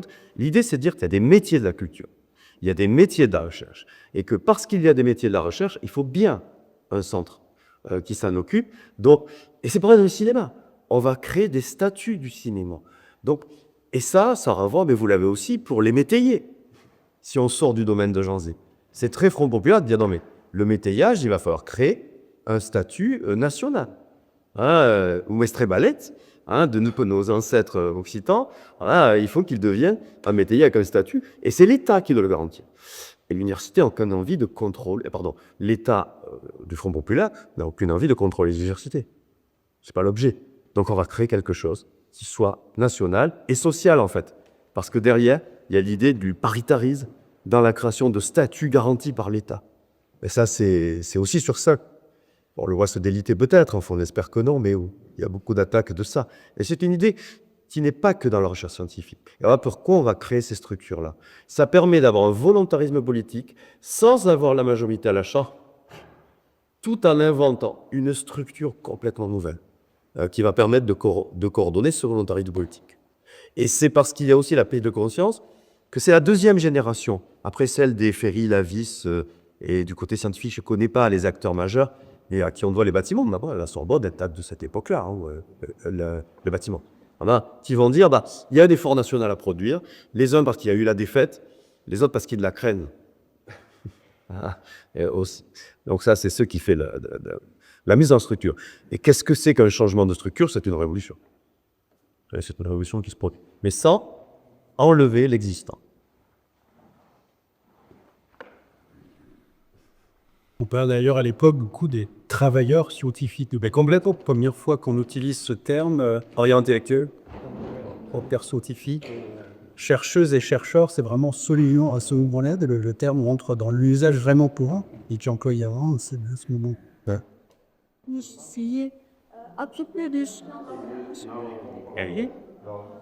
Oui, il faut le micro là, attendons pour les questions. À propos du financement, vous avez dit que Jean Zay apparemment cherchait toujours des budgets, elle réclamait de l'argent comme ministre du budget, etc.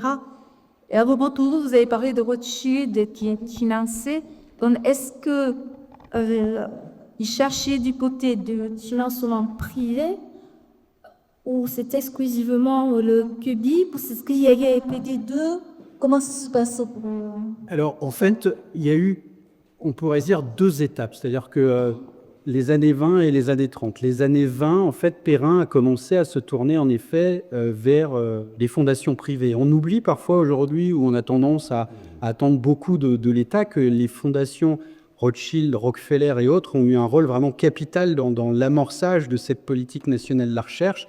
Et Perrin, dans un premier temps, en effet, s'est tourné, et c'est même Rothschild aussi qui s'est tourné vers Perrin parce que il avait cette volonté de soutenir la recherche. Donc à partir de 1921, il y a une fondation Rothschild qui va se mettre en place et qui va commencer à distribuer des bourses. Et Perrin en est un des membres du comité de direction avec Paul Appel, avec beaucoup d'autres. Il y a eu toute cette phase. Simplement, à partir du moment où on veut que cette politique de soutien à travers des bourses et de création d'un vrai statut de travailleur scientifique s'étende à l'échelle nationale, une fondation, même plusieurs fondations, ne peuvent plus y suffire. Et il y a ce moment de bascule où Perrin prend conscience que le seul acteur qui peut avoir cette vision nationale, c'est l'État. Mais c'est vrai qu'on ne peut pas minimiser cet apport, cet amorçage vraiment très fort du privé qu'on voit à la fois dans cette... du privé, du mécénat, du mécénat, des mécènes, qu'on voit à la fois sur ces bourses qui sont données par ce qu'on appelle la première fondation Rothschild, mais il y a une deuxième fondation Rothschild qui crée à Paris en 1927 un laboratoire qui s'appelle l'Institut de biologie physico-chimique, donc qui est créé en 27, fondé en 27 et qui est inauguré en 1930 et qui est vraiment une sorte de matrice pour le CNRS que vont créer après Jean Zay et Jean Perrin, parce que c'est un institut qui, comme son nom l'indique, biologie physico-chimique, rapproche les disciplines, fait de l'interdisciplinarité, c'est la volonté ultérieure du CNRS. C'est un institut où on va payer des gens Perrin avait une jolie formule, c'est payer les gens à temps plein, percer les secrets les plus dissimulés de la nature dans la plus grande liberté. C'est comme ça qu'il disait. Et en fait, c'est des chercheuses et des chercheurs en fait qu'on paye. Ils n'ont pas d'autre obligation que d'être devant la paillasse et de produire des résultats. Et un institut aussi, et ça c'est Rothschild, mais en accord avec Perrin qui l'avait ajouté, qui était là aussi pour apporter à la France, et y compris en termes de retombées économiques. On ne disait pas encore valorisation à l'époque, mais c'est vraiment aussi la perspective dans laquelle ça s'inscrit. Donc cet amorçage par le privé, par le mécénat, par les fondations, il a été capital, un peu comme une ronde de lancement, un laboratoire d'essai, parce que Perrin étendra après l'échelle nationale avec le soutien de Jean. C'est-à-dire que c'est une période où vous avez la conjonction, et en plus Perrin et Zé le représentent très bien. Ce sont des libéraux aussi. Jean Zay, il est radical socialiste, il n'est pas socialiste. Et il n'est pas communiste non plus. Donc il est sensible à l'idée de plan d'organisation par l'État. Il aurait adoré des lois de programmation de nos jours, etc. Mais il n'a absolument rien, et il n'a pas d'hostilité au financement par des capitaux privés, par des fondations, de pans entiers de la recherche ou de la culture. Par ailleurs, Perrin, d'ailleurs, qui meurt aux États-Unis, comme Zé, sont américanophiles. L'un comme l'autre. Zé va faire un voyage aux États-Unis, il rencontre Roosevelt, ils sont américanophiles, version New Deal. Et ça, ce sont des conjonctions. Donc, c'est pas du tout un État qui s'invente comme devant être le seul à produire par en haut toute la recherche en France, mais en revanche, c'est l'idée de dire que l'État doit jouer un rôle, et qui est un rôle à la fois d'encadrement, de création de statut et de financement bien meilleur. Dans un de ses discours, le 2 mars 1938, lors de l'ouverture du Conseil supérieur de la recherche scientifique, Zé écrit la chose suivante.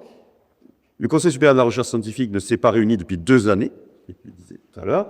Pendant cette période, le gouvernement et le Parlement ont manifesté de manière particulière le profond intérêt qu'ils portent à la recherche. Ils ne se sont pas bornés à lui conserver un affectueux appui moral. Ils ont très largement accru les crédits mis à sa disposition. Ceux-ci sont passés de 15 millions en 1936 à 31 millions et demi en 1938. Il y a une vraie action grâce à Perrin. Et ça, Zé le dit avec sa plume. Zé, c'est un journaliste, c'est un avocat, c'est un journaliste. Donc il a un sens du portrait, de la chronique, qui rend toujours les choses très drôles. Pour vous donner un exemple, c'est un autre discours où cette fois-ci, il vient inaugurer les laboratoires de l'École normale supérieure du Loup. Les nouveaux laboratoires. Quand même pas lui qui a inauguré les labos, mais les nouveaux laboratoires. Et il dit la chose suivante, il relie ça à la démocratie. L'école a ouvert ses fenêtres sur la vie extérieure et vous avez même poussé l'audace jusqu'à annoncer l'invasion de ces laboratoires par des escouades de sévriens. Ouais, c'est sa façon d'écrire et de décrire ce qui, à l'époque, représente une forme de nouveauté pour les laboratoires. Là, c'est de contribuer à ce que ça reste pas uniquement. La photo que tu montrais là des deux couples Joliot et Curie, elle est quand même dans l'ombre. Si on regarde, le premier plan, c'est lui, et elle est derrière, un petit pas photo magnifique. Il y a des concurrences, etc. Mais quand même, c'est cette idée-là. Et il y a aussi cette idée-là que se développe. Pour ça, il faut des financements, et il va se battre tout le temps, et signaler ce que j'ai mis aussi, qu'il n'y a pas assez d'argent dans ces domaines-là. Même s'ils arrivent à doubler des budgets, ça part de tellement bas. Donc, si le privé peut financer des choses, en avant. Mais encore, c'est pour ça qu'il faut au CNRS. Coordination par l'État, orange. Ça ne peut pas rester de seul investissement privé et de logique privée uniquement. Mais ce sont des libéraux politiques. Il n'y a pas de problème avec le financement potentiel de laboratoire. C'est assez clair. Mais il y a une conjoncture. Alors, l'alignement de planète est particulier. Il sera vrai aussi dans l'éducation nationale. C'est quand même le seul ministre, à peu près, donc la seule génération de ministres, qui a à la fois, c'est très Front populaire, toute l'éducation populaire derrière lui. C'est-à-dire que non seulement, et tous les révolutionnaires pédagogiques, Freinet va approuver les instructions officielles de 1936-38 du ministère Jean. Ça, avoir à la fois le ministre, le réformateur le plus radical de l'époque, le pédagogue le plus radical de l'époque, qui sont d'accord autour de ce que doit être l'éducation nationale populaire. Ça. Alors dans la recherche, effectivement, ça a pu servir de laboratoire germinaux de ce qui allait être fait. Mais pas seulement dans la recherche.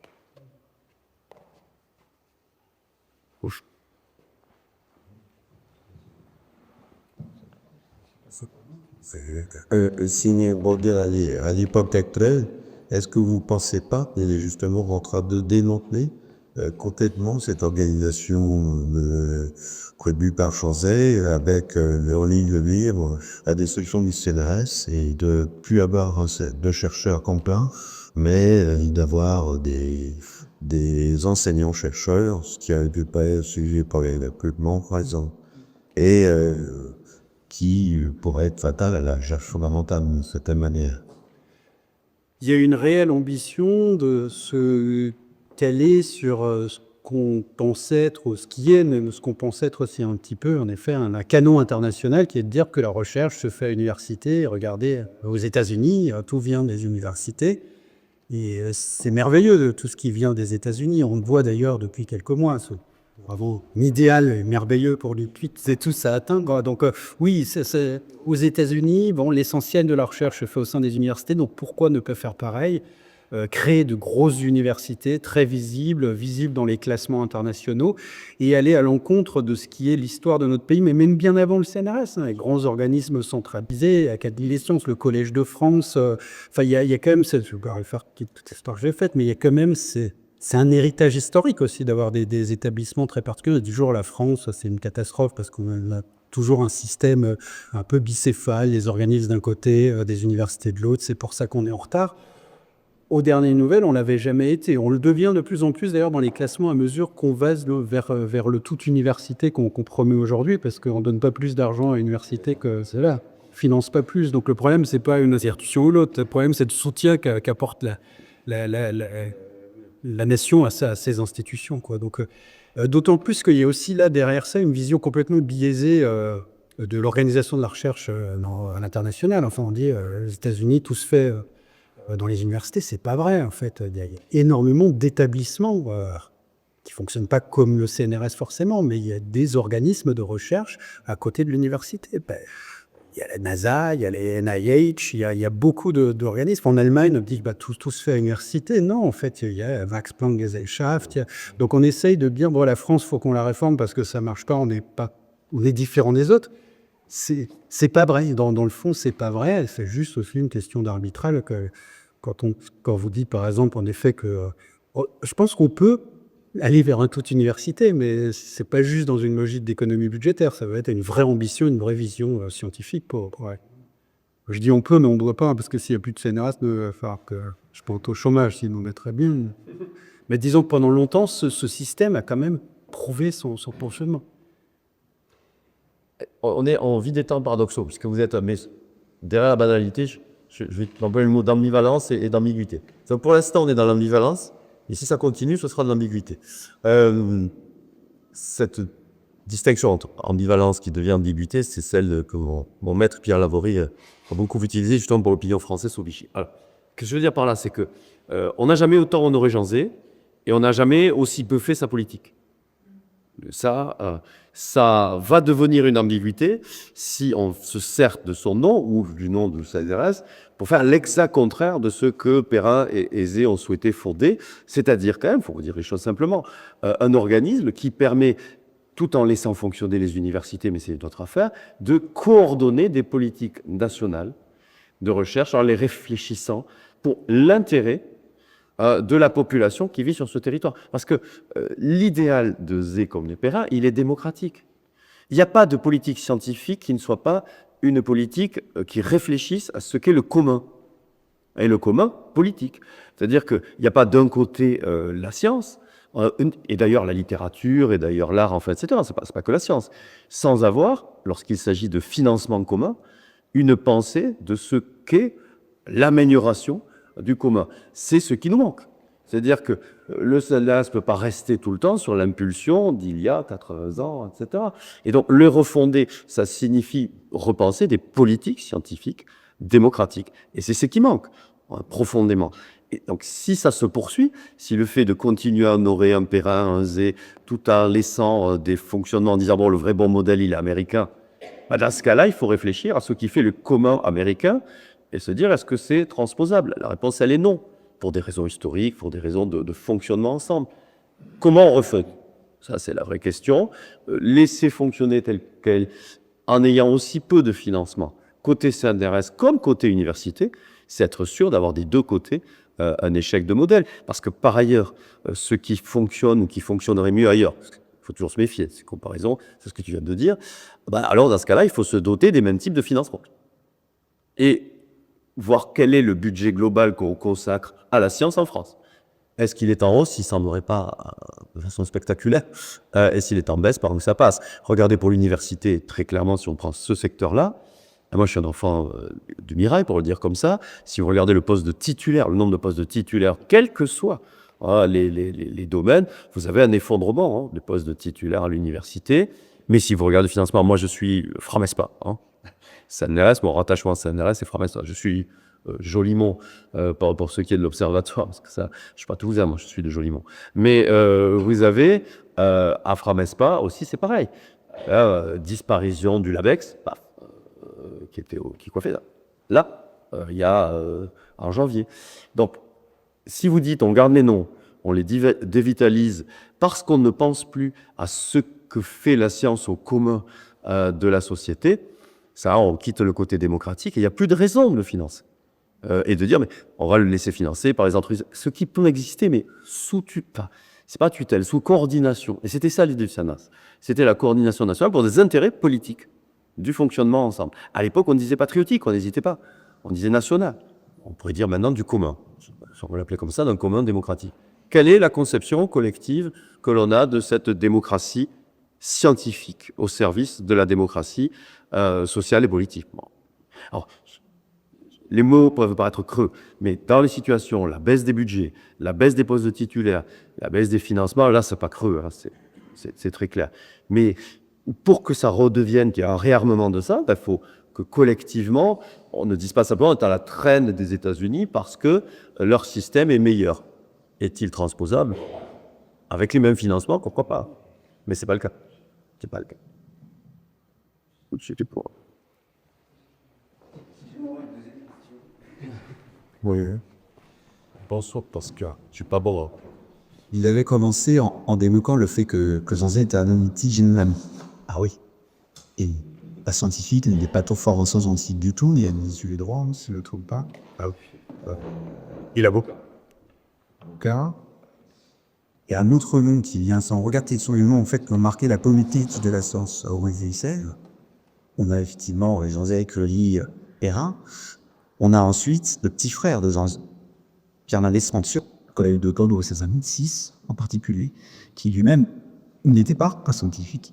C'est un avocat lui aussi, etc. On vient de même famille. Qu'est-ce qui fait en fait ma question, en fait, elle est super, c'est que j'ai tendance à penser qu'on souffre en France d'avoir des élites politiques complètement coupées de l'intérêt que la science est pris pour enseigner nos supérieurs. C'est clair. Parce qu'on a Christian Brochach et aussi la quantité supérieure. Qu'est-ce qui fait qu'à un moment donné, nous se retrouvons finalement avec ces personnalités qui ont été dans des moments de révolution comme vous l'avez dit. Alors, vous l'avez placé dans le contexte du Front populaire, évidemment, peut-être un tic extrêmement fort, lors de 56. Peut-être sous fort d'une autre nature, je crois. Voilà, qu'est-ce qui fait qu'à un moment, on se retrouve là? Est-ce que c'est parce qu'on a un Jean Perrin qui, manifestement, a un talent absolument incroyable, un levier de folie, il repas terre. Est-ce qu'il y a valu le Jean-Zé? C'est clair, oui. Et il le dit, Jean-Zé Libert. On va, alors, les arbres, voilà, comment vous posez finalement le fait qu'on a ramené des noms qui apparaissent dans certaines arbres, des singularités, mais une forme de constante politique qui est un des intérêts des gouvernants pour cette question? C'est une question de science politique, puisqu'on parle de science, et c'est une question d'histoire, de culture politique. D'abord, Zé comme Mendes France sont quand même exceptionnels dans leur génération. Enfin, il ne faut pas se raconter que les gouvernements de la Troisième République étaient peuplés de Jean Zé, et que ceux de la Quatrième République étaient peuplés de Mendes France. Ils sont et ils restent assez remarquables. Mais ils appartiennent à un type qui a peut-être un peu disparu. C'est justement celui de ces généralistes, c'est-à-dire des ordres politiques souvent issus de milieux juridiques ou des milieux professoraux. On peut penser à Édouard Herriot ou à Édouard Daladier. Enfin, tout ça, c'est des agrégés d'histoire, des agrégés de lettres. Ils viennent de ces milieux-là. Mais ça suffit pas. En fait, ce sont des gens qui ont une culture générale lorsque Zé parle de science, il va convoquer Valéry. Pourquoi ? Parce qu'il a lu. Il le comprend, il l'intègre. Donc, le fait de... Et ça, c'est dans la thèse de Pascalot. Il dit, au fond, qu'est-ce qu'un homme politique efficace ? Est-ce que c'est quelqu'un qui est spécialiste de son champ ou est-ce que c'est un généraliste ? Et Horry plaide plutôt en disant, on manquerait de nos jours de ces généralistes, des gens se dire, mais qu'est-ce qu'il va aller faire à l'éducation nationale ? Un homme qui... Alors, non seulement c'est un avocat et un journaliste, Jean Zay, mais c'est un avocat pénaliste. Il a sauvé la tête de très jeune, à 27 ans, il plaide dans des procès cour d'assises où il va empêcher 2 personnes de passer à la guillotine. Donc, il est brillant là aussi. Mais à l'éducation nationale, il ne connaît rien, en fait, de fait. Mais il a, en revanche, il a un idéal politique. Il a une conscience politique et il a une capacité à comprendre ce que son ministère va fabriquer. Et ça c'est le premier point. Le deuxième point, c'est que pourquoi Mendes comme Zé réussissent, c'est ils sont dans des périodes où il y a des idéaux collectifs assez structurés. Attention, on débat. La preuve, pas de majorité pour Zé, 6 mois, 8 mois de pouvoir pour Mendes. Encore, ce sont des silhouettes, selon le sauf qu'ils correspondent à une génération. Sauf le cas du Front populaire, on sait historiquement que ce n'est pas une alliance de partis politiques pour gagner des élections. C'est tout un mouvement dans lequel vous avez le syndicat des nationaux instituteurs et membre du Front populaire. Le comité de vigilance des intellectuels antifascistes est membre du Front populaire. Mais l'association nationale populaire pour l'aviation populaire, est membre du Front populaire. L'association populaire, les membres du Front populaire. En fait, ça veut dire que tous les milieux associatifs de l'époque participent à ça. C'est en ce sens-là que Zé, c'est un homme d'une génération. Et il est porté par tout ça. C'est-à-dire que lui, il va opposé au Parlement qui le bloque, il dit « Mais moi, je suis soutenu par la démocratie sociale. » Et les réformes qu'il fait par l'éducation nationale, il va s'appuyer sur le Conseil supérieur de l'instruction publique. Qu'est-ce que c'est que le Conseil supérieur de l'instruction publique ? C'est les représentants des syndicats, c'est les représentants de l'administration et c'est des personnalités extérieures, on dirait de nos jours, société civile. Or là, le vote est à l'unanimité de réforme de ça. Il dit « Voilà, je suis bloqué par la démocratie politique, je passe par la démocratie sociale. » Mais ça, c'est un moment de notre histoire. Donc, c'est la rencontre entre un type de politique, des généralistes de haut niveau, avec une très grande culture générale, mais qui savent s'entourer. On va avoir le meilleur spécialiste. On ne va pas raconter que sur la politique scientifique, on sait mieux que Jean Perrin. On dit, j'ai de la chance qu'il écrit d'avoir Jean Perrin. Mais il fera pareil avec Fresnel. Il va dire, mais bon, là les réformes pédagogiques telles qu'elles se font, c'est quand même impressionnant. Donc, comment on peut les faire passer ? Et donc, il crée une après-midi par semaine d'activités dirigées. Au début, il dit loisirs dirigés. Alors, le Sénat se dresse en masse en disant nos enfants ne vont plus apprendre à lire, écrire et compter. Donc, 36. Et il dit non, on va changer le nom. Loisirs, on va l'abandonner, on va dire activité dirigée. Donc, il va avoir la réputation du ministre de la Récréation nationale, mais quand même, ça va fonctionner. Et ça vient de la pédagogie la plus forte en recherche, on dirait, sens de l'éducation. Il est plus en pointe. Ça, il l'intègre à une politique générale. Et pour ça, il faut effectivement une hauteur de vue. Attention, le personnel aujourd'hui, il y a des gens tout à fait capables d'avoir ça, je le pense, enfin en tout cas, mais dans la génération et par rapport aux capacités de mobilisation des associations, etc., on n'est pas dans un moment qui pousse à ça. Peut-être aussi parce qu'il y a d'autres types de formations, à ce moins par l'université justement, peut-être par des écoles de commerce. C'est pas pour ça que c'est mauvais.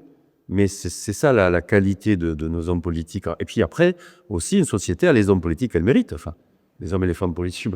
Je suis désolé d'ouvrir le robinet d'eau tiède, mais il n'empêche. Enfin, du moment qu'ils sont désignés, ils sont issus de majorité. Alors c'est complexe en ce moment, évidemment. Ça faut jamais. La culture politique et en sciences politiques, pour Pascal Horry, les généralistes valent mieux que les spécialistes parce qu'ils sont moins pris. Et aussi parce qu'ils ont, on dirait de nos jours, ils ont aussi, et c'est le cas de Jean Zay d'ailleurs, ils ont beaucoup plus de leviers politiques pour faire passer des idées, même s'il n'a pas la majorité, il est quand même soutenu par Léon Blum, il est quand même soutenu par son parti, et il va avoir la dimension politique pour faire passer. Il est jeune, mais tout le monde sait qu'il sera président du Conseil.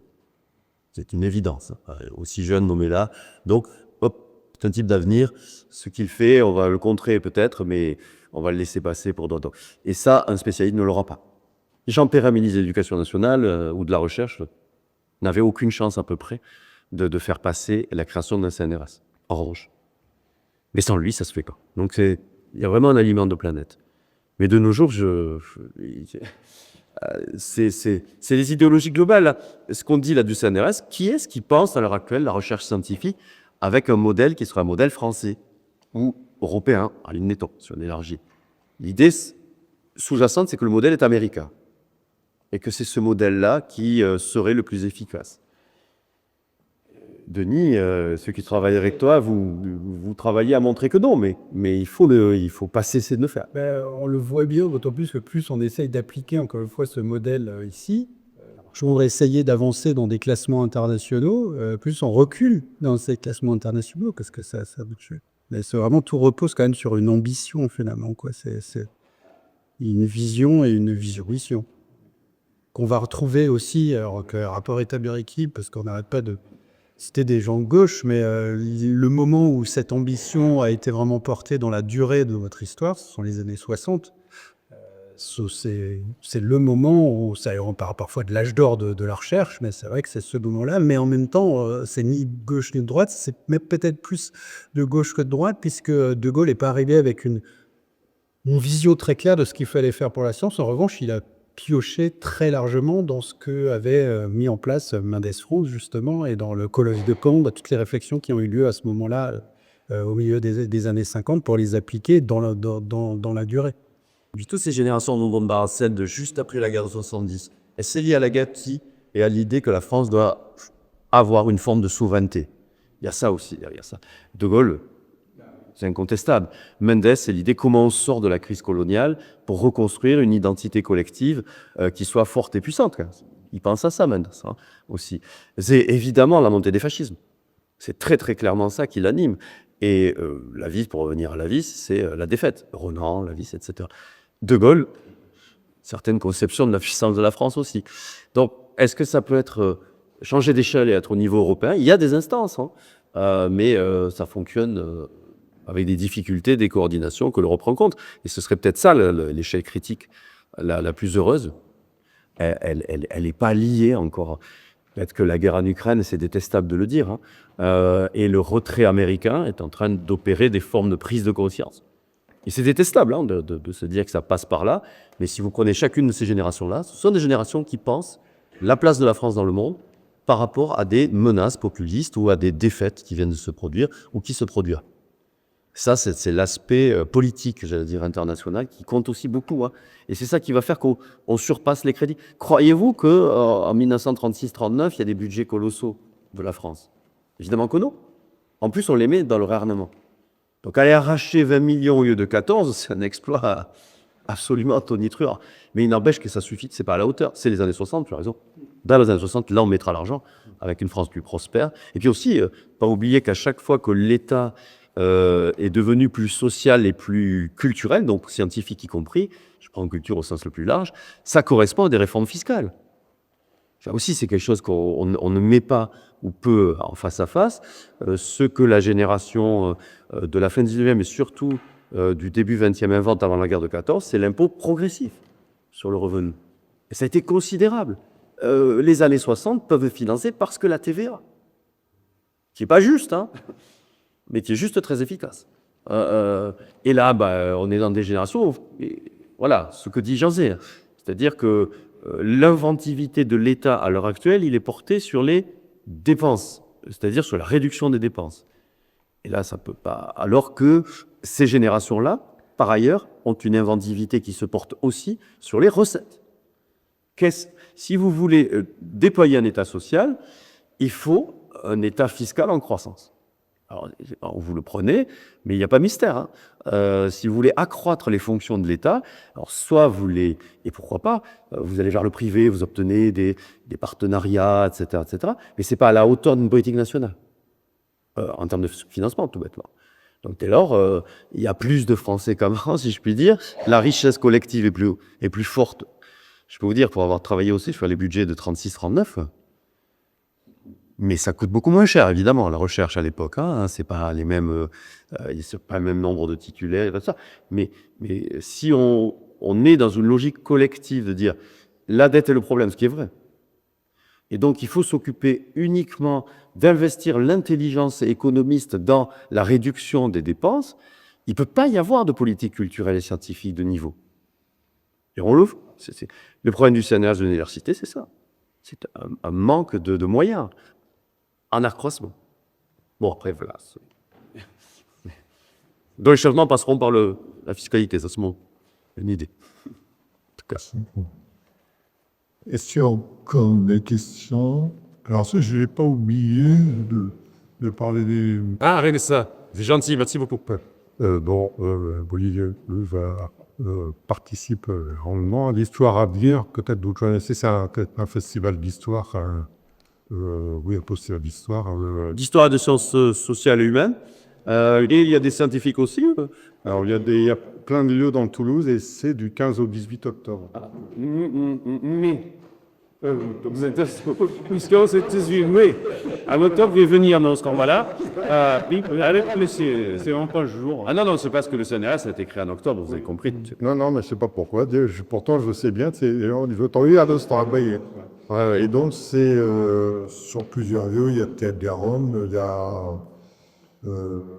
La librairie Oncle-Lange, il y a plus d'une dizaine de lieux, et en particulier, il y a l'hôtel de César, puisque l'Académie des sciences, et des inscriptions et des belles lettres participe. Et il y aura justement une conférence, il y a une après-midi de conférence, le vendredi après-midi, à l'Académie des sciences, que je me permets de vous recommander chaleureusement. En particulier, je vais y arriver, l'Académie des sciences, vous aurez, Sylvestre Maurice. Oui.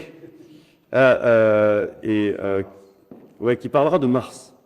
Alors ça s'appelle Planète Mars, voyage en territoire sonore inconnu. Pourquoi? Parce que notre thème cette année, à Histoire à venir, c'est à l'écoute. On a intitulé notre festival à l'écoute. Et donc, qu'est-ce que ça signifie? On a aussi, sont aussi très partie prenante en termes de scientifiques, les préhistoriens dans Histoire à venir, le laboratoire Trace. Dans Carole. On a fait une conférence. Le laboratoire Trace, et en particulier, il y aura tout un travail sur la conque de Marsoulas, et qui pour la première fois sera sorti des réserves pour être montré donc pendant ce festival. Ce serait le tout premier connu, un des tout premiers instruments de musique connus. Donc à l'écoute, on a aussi tout ce travail-là.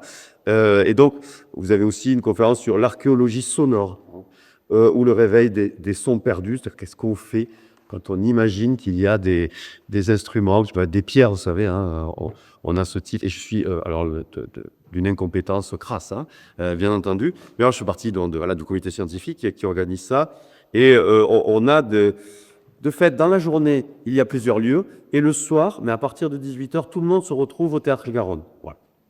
C'est plus simple, on centralise, c'est notre base, et ce qui permet d'ailleurs de mettre en lumière la science, de mettre dans les historiennes, les historiens, les archéologues, les collègues qui viennent des sciences dures, etc., sont mis en valeur aussi, dans à la fois bien éclairés, bien sonorisés, les projections sont belles, et dans un cadre théâtral, c'est toujours un grand plaisir, un grand confort du spectateur aussi. Ça, bien sûr, on y tient. Et il y a des événements artistiques qui se remettent. Moi, puisque je suis devant des scientifiques, j'imagine, en majorité, je voulais insister là-dessus. Mais enfin, vous avez aussi, par rapport au sonore, il y a une conférence qui porte sur... Je vais pas vous faire on a 83 événements, donc il y en a une qui concerne le piano à la conquête du monde. Comment s'est déroulée la mondialisation du piano? Par où est-ce que c'est passé? Et c'est lié à un article publié dans la revue qui s'appelle L'Histoire. Je suis correspondant de cette revue, c'est pour ça que j'en parle, mais pas seulement. Parce que c'est un lieu, on revient à Jean Zay, peut-être on boucle, qui est le lieu de la diffusion des savoirs savants, comme on dit maintenant. Et comment on fait, etc. Alors, en discutant avec Nicolas Vert, qui est un historien de l'URSS extraordinaire, il nous disait combien on mesure pas bien la qualité démocratique qu'il y a en France dans la diffusion du savoir. ça peut être Pour la science et toutes ces revues qui sont des interfaces incroyables parce que il nous expliquait lors d'une conférence combien les scientifiques en URSS avant ou en Russie à l'heure actuelle, évidemment, n'ont pas de moindre qualité. La question n'est pas là. Hein, il peut y avoir des gens de grande qualité. Mais le contact démocratique, la vulgarisation, la diffusion de la recherche, la conception du fait que cette recherche, pour se nourrir, elle doit aussi s'appuyer, se transmettre pour être soutenue et pour soutenir elle-même, pour nourrir la démocratie dans son aspect critique. C'est quelque chose qui n'existe pas. Et lui, il dit, Nicolas Werth, que les chercheurs, les scientifiques, en Russie, alors poutinienne, mais sous l'URSS, c'était pareil, en fait, ils ont un ethos sacrificiel. C'est-à-dire qu'en fait, ils travaillent dans leur monde, ils ont des contacts avec les autres chercheurs mondialement, mais pas de lien, ou quasiment pas de lien avec la société. Et que dès lors, s'ils dérangent, au moment où ils dérangent, ils seront attrapés, ils seront sacrifiés, ils le savent. Et c'est la conception qu'a Nicolas dit. On ne mesure pas assez la chance d'avoir des revues comme la revue L'Histoire ou la revue, je dis Pour la science, mais vous choisissez celle que vous voulez, hein, ou un cinéma, hein, où vous avez ce contact entre la recherche et des scientifiques qui non seulement ont envie d'eux, mais qui sont aussi soutenus et portés par les conférences, par tout ça. Et ça, il y a des mondes entiers où ça n'existe pas. On va essayer de rendre ça vivant. C'était une des idées de Jean Gros. C'est pas la seule. Merci beaucoup. Si. Peut-être que Denis a des de conclusion. C'est parfait. Non, faut faire fermer Du corps rajouter des nez. Oui, pourquoi pas. C'était long, à part d'avoir été très heureux de partager ça ici. Donc, moi, ça me va très bien. Merci à vous encore, merci à vous. Alors, la prochaine conférence de 21 mètres sur l'art-thérapie. C'est ça. Des choses de poudre, un tout autre sujet. En question, un quiz, alors que je pense qu'il n'y aura pas. Il y aura. Merci beaucoup. Et notre type, quelqu'un qui a laissé à la. Merci. Merci.